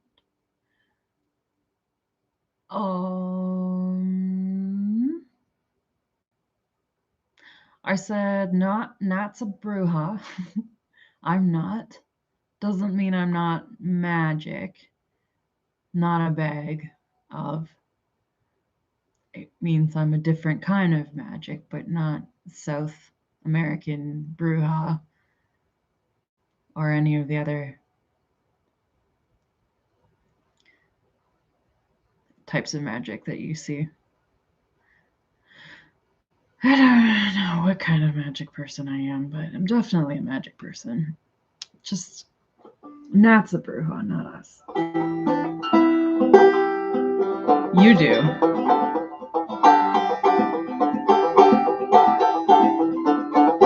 I know, it's funny. I just called her one too. She wants to be magic and go down there, then she's gonna have to be a Bruja.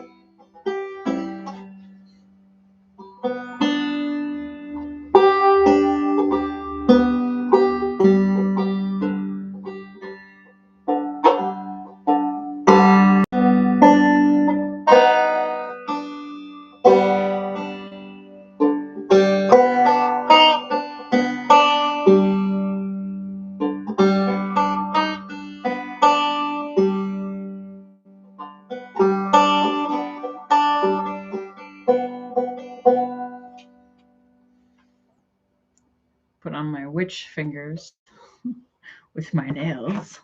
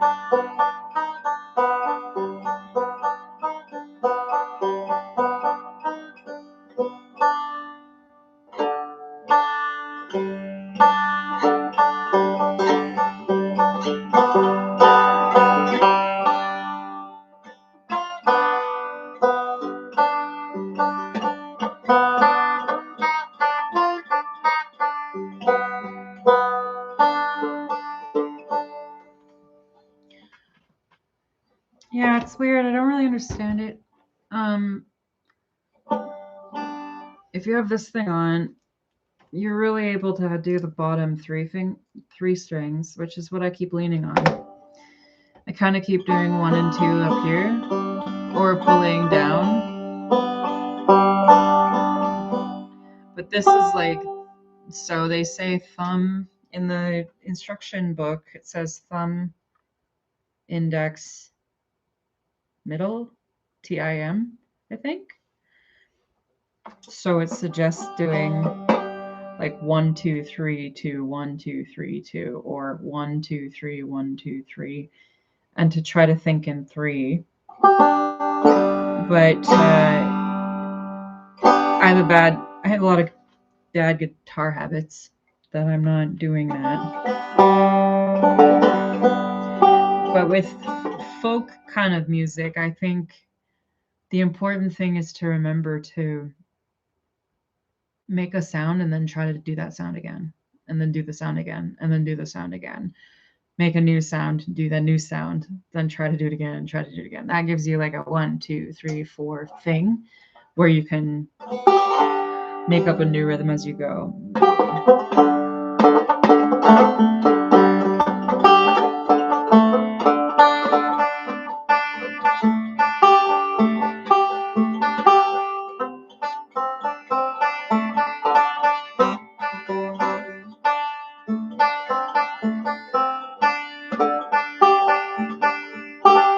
So mostly you want to get in the habit of using this as the middle finger, your index.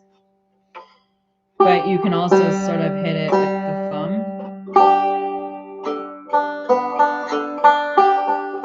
But if you're hitting this with your thumb, you're also going to have to catch this one from time to time. So it's really, you're just like moving. 5 is just such an interesting number. Sometimes you're going to lean over, play some guitar. But I have this banjo from the library for a week, and I have to learn it.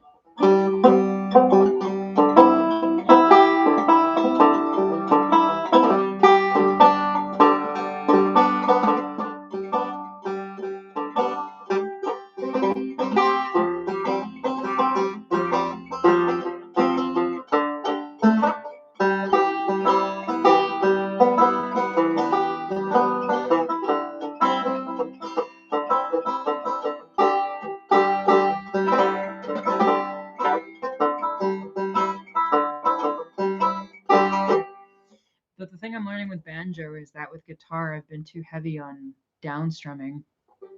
I'm overcompensating with this, and I was still like using all fingers, but I wasn't pulling. Everything on here is pull with these, push with this.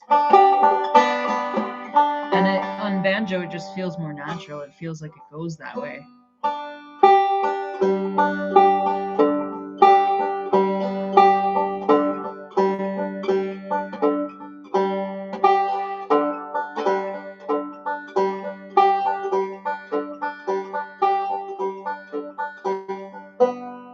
Probably not ever going to play the bottom 2 with the thumb, but you'd probably play the top 3, and here you'd probably also stick with the bottom.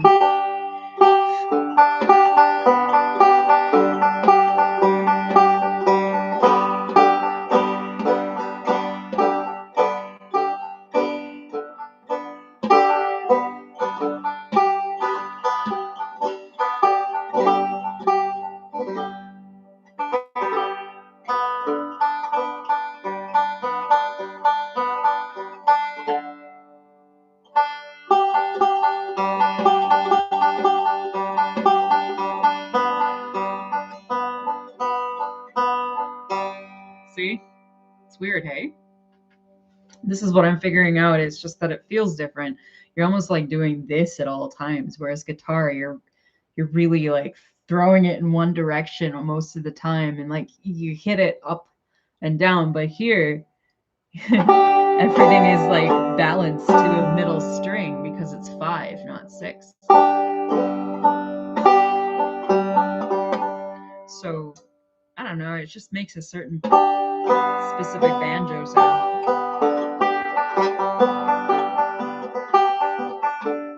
I don't feel like I'm learning it like correctly by looking at books, but right now I'm just trying to hear the music and transfer the sound.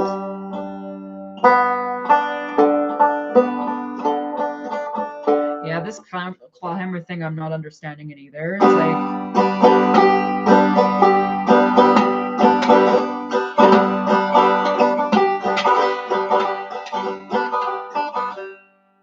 I can't do it with these on.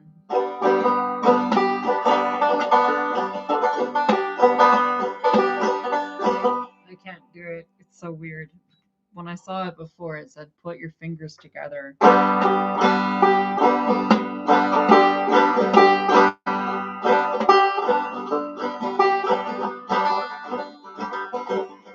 And you know what? When I did do it, it made sense because you're almost like using this area and this area separately, because you're focusing on 1, 2, 3, right? When you've got 2 fingers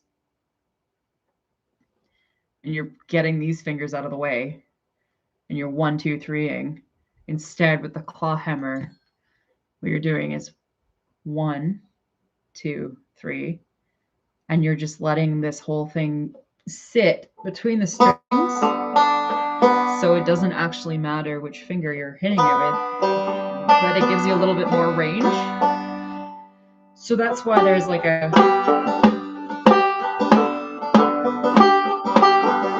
they can work together as a unit, or they can work like this, and you can have an extra one in there.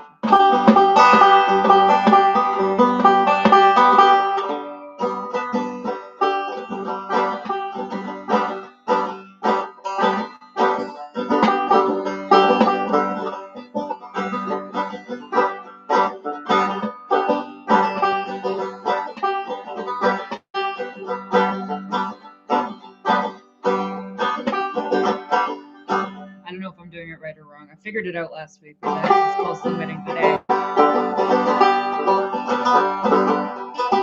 And it feels more natural for me if I lift my finger like this.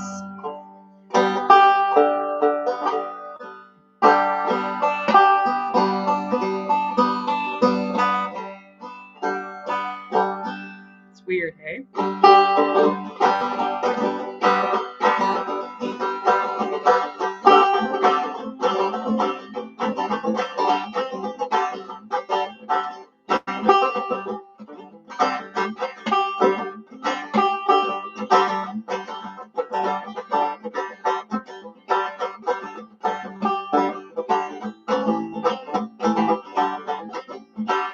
I don't know how it would be tight or mechanical.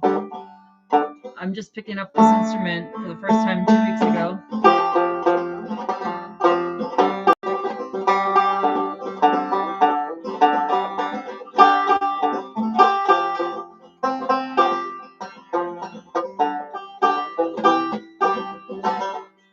I'm trying to figure out the claw hammer bit.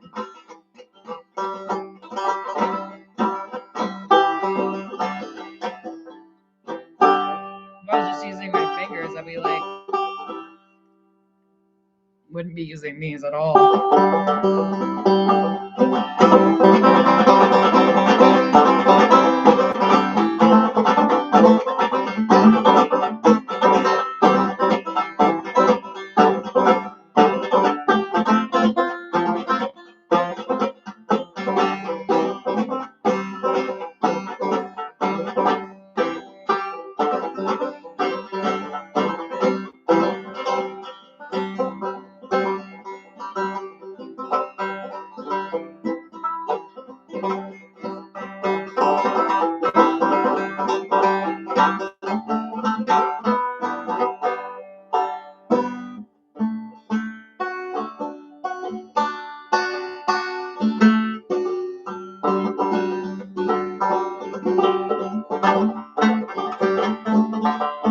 That's a D, by the way. Like when you're playing guitar and then you switch to this, I cannot mentally stop telling myself, don't do this.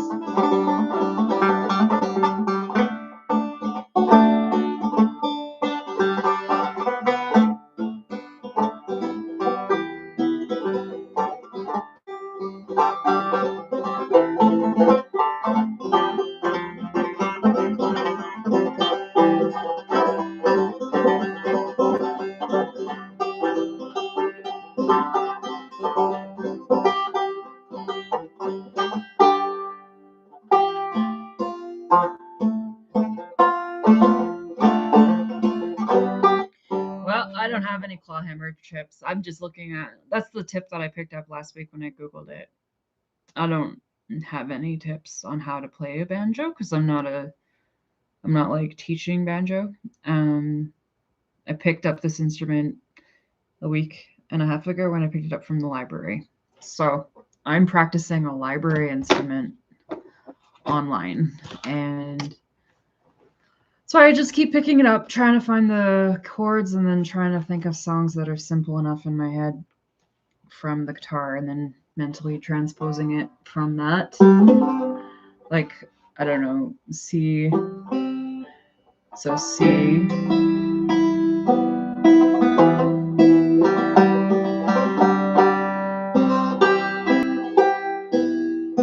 But then E minor.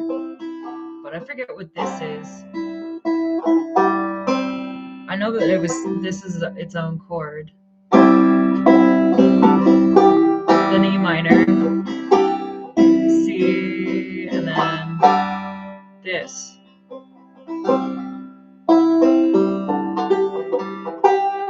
But you only need like 5 or 6 chords, really, right? And I like that this banjo has when you go to E,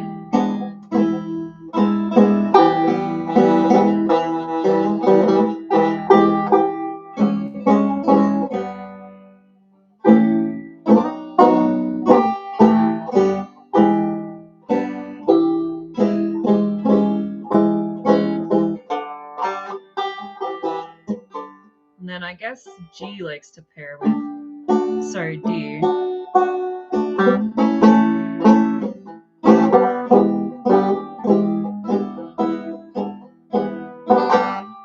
Then you get like more blues sounding.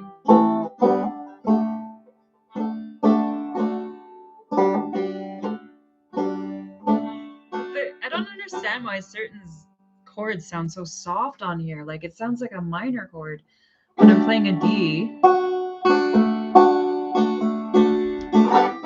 A. Like this, it sounds just as bluesy as always, right?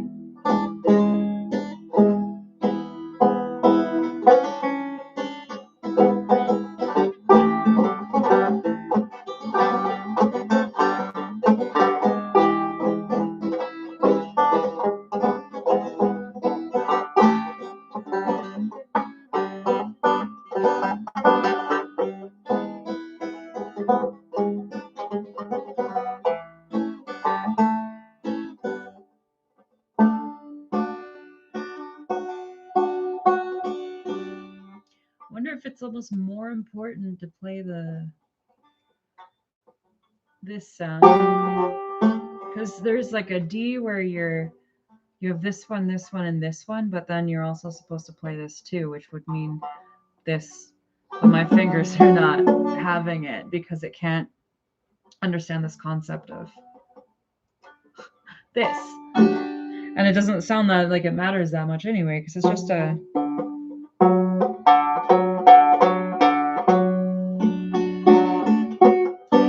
it's optional to not do it. There's still a D there.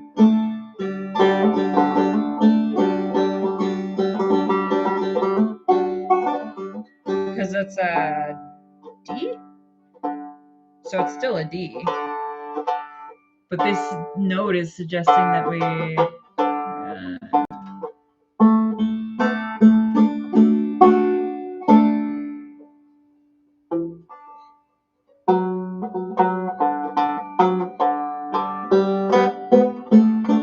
this note really throws me off because I'm so used to anything being like this, like an F in this direction, but something being in this direction just doesn't sit with my head at all.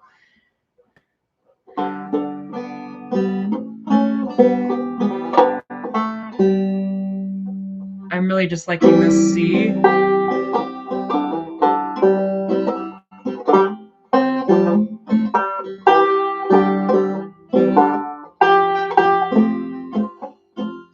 C, F, and G sound good. But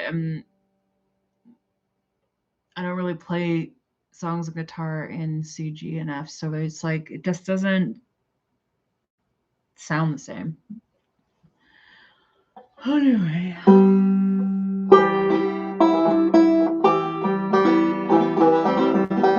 Just like it emphasizes different basses on the strings, like, and it flips, it flips certain chords, like the triads, like the bottom, middle, top notes. It's just like flipping them so that the top one is the bottom. You know what I mean?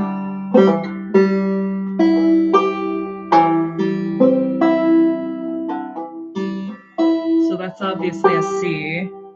But this high note at the very drives me nuts. I can't stop I want to leave it alone because it's always the same note. And focus more on these notes. Because it doesn't always have to be grounded by this like high G banjo sound.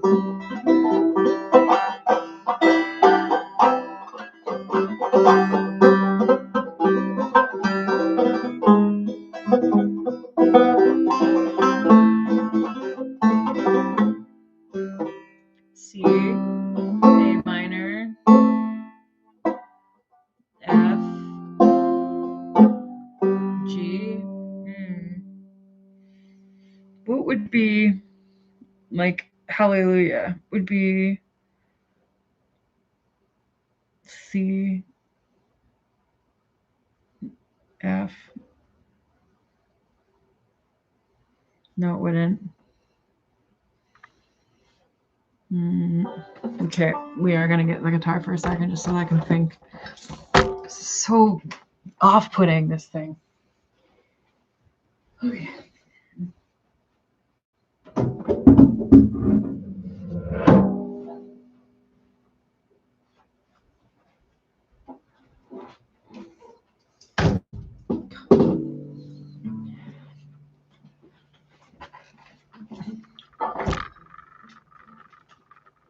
Actually, I just don't even remember what Hallelujah is, but it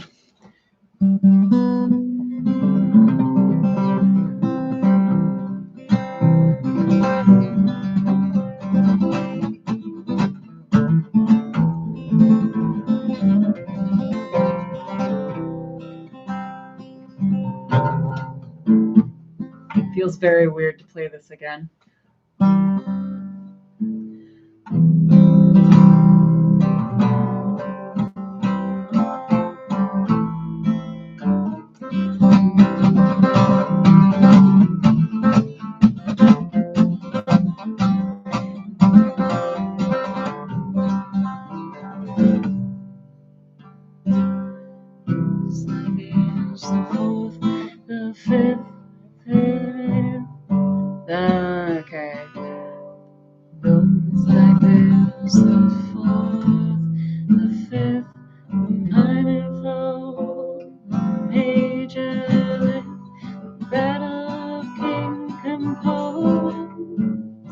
So weird. Like I don't even remember this instrument. I'm having dissociation. This is my instrument. What the fuck's going on? Too much banjo.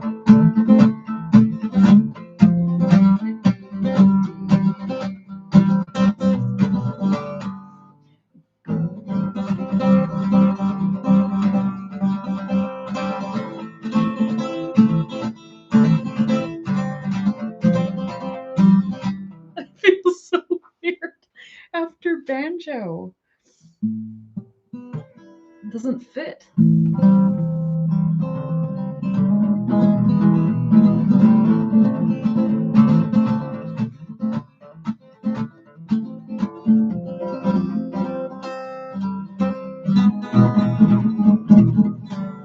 I'll write it down. I don't know it.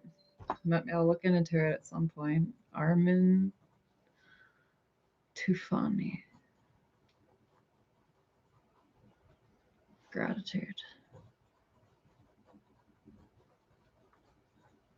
Guitar.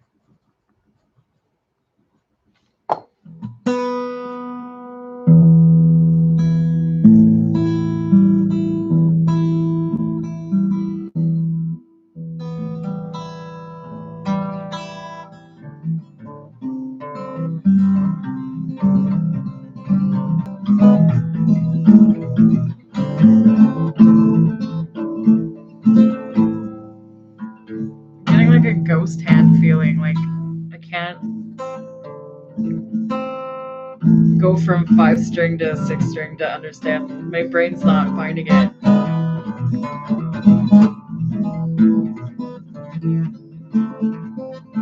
Like put me in jail or the gutter, lol. I don't really get it, but okay. My primary instrument is bass guitar, but I mess with anything with strings, often terribly. I don't see how it would put me in jail or the gutter, but thanks though.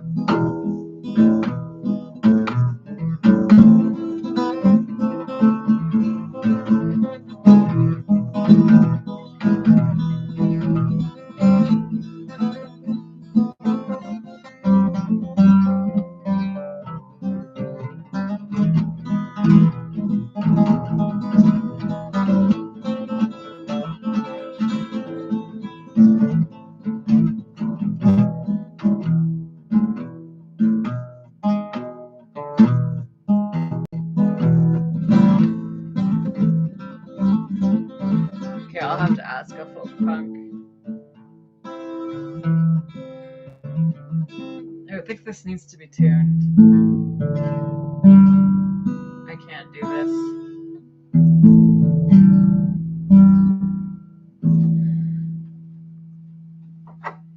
Does this thing recognize?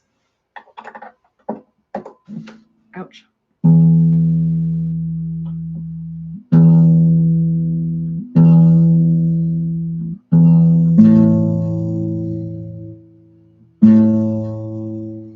It says it's good enough.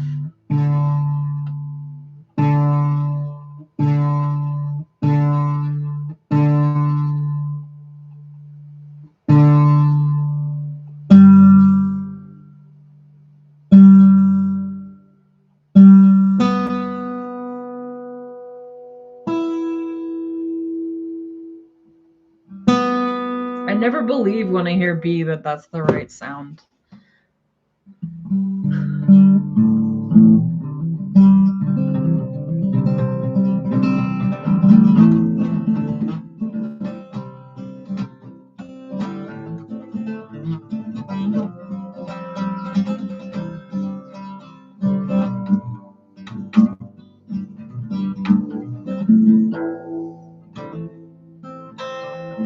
Can't just revert from banjo to guitar. It feels so weird.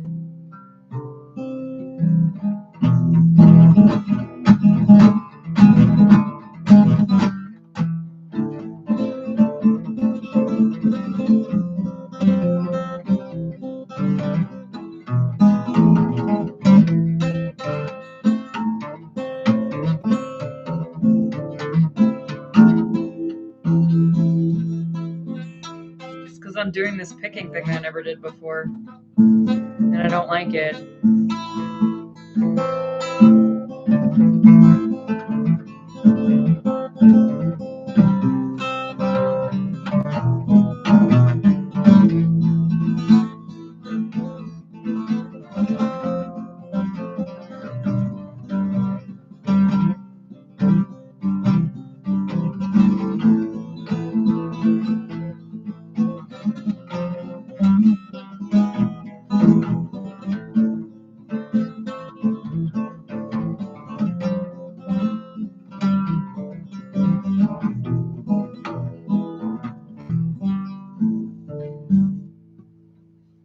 I don't like it down there.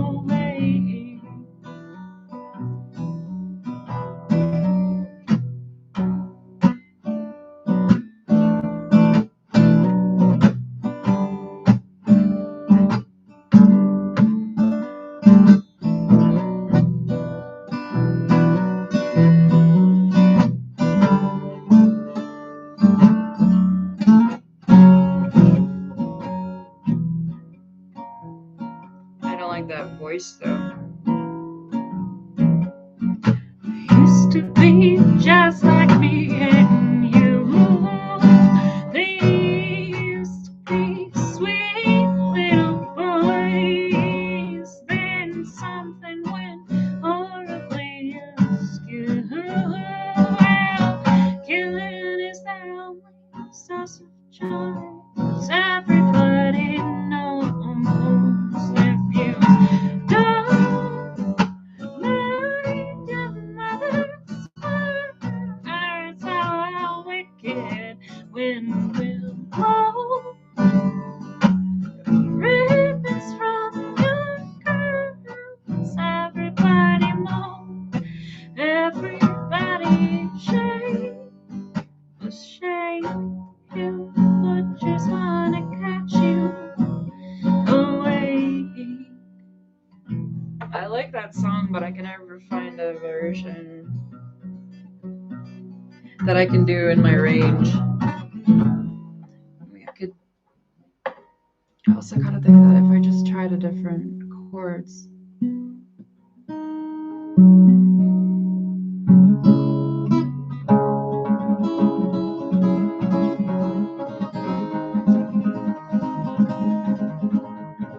Used to be just like me.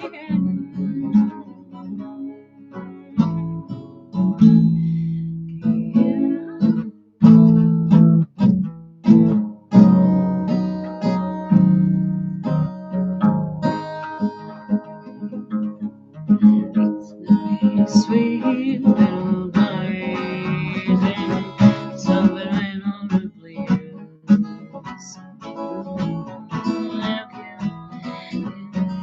killing is the only joy.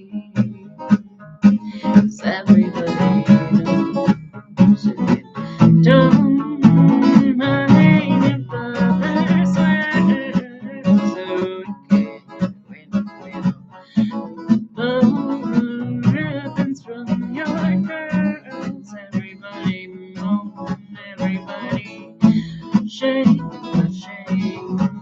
little butchers wanna catch you.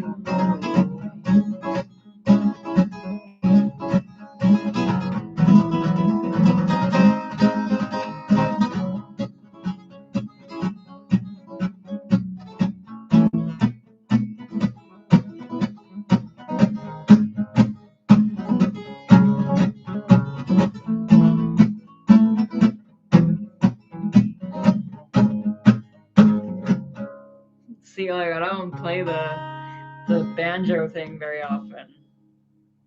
I hit the downbeat a lot.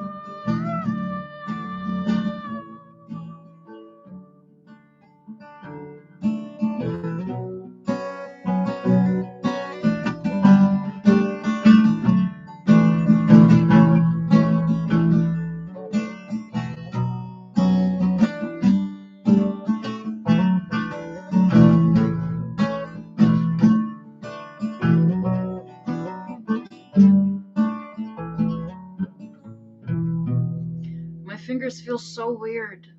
After banjo, I can't understand my own instrument right now. It feels numb. It feels too soft.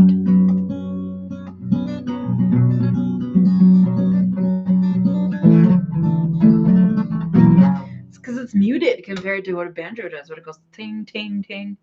This thing just goes like soft, muted tones.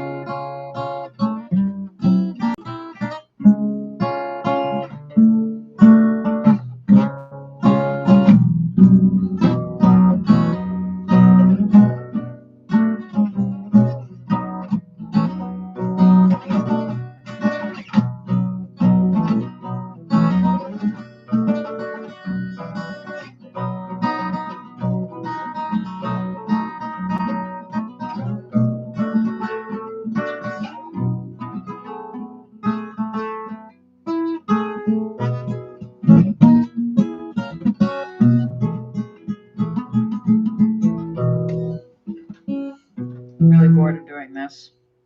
I would like to go to bed. I'm done. This is ridiculous. I've been here for 3 hours, but thank you guys. Whoever's still in here, I'm on my way out. Brave, it was nice seeing you again. If you're still here, you gone? Right. Bye, random person who's not saying bye. Whoever you may be. Have a good night.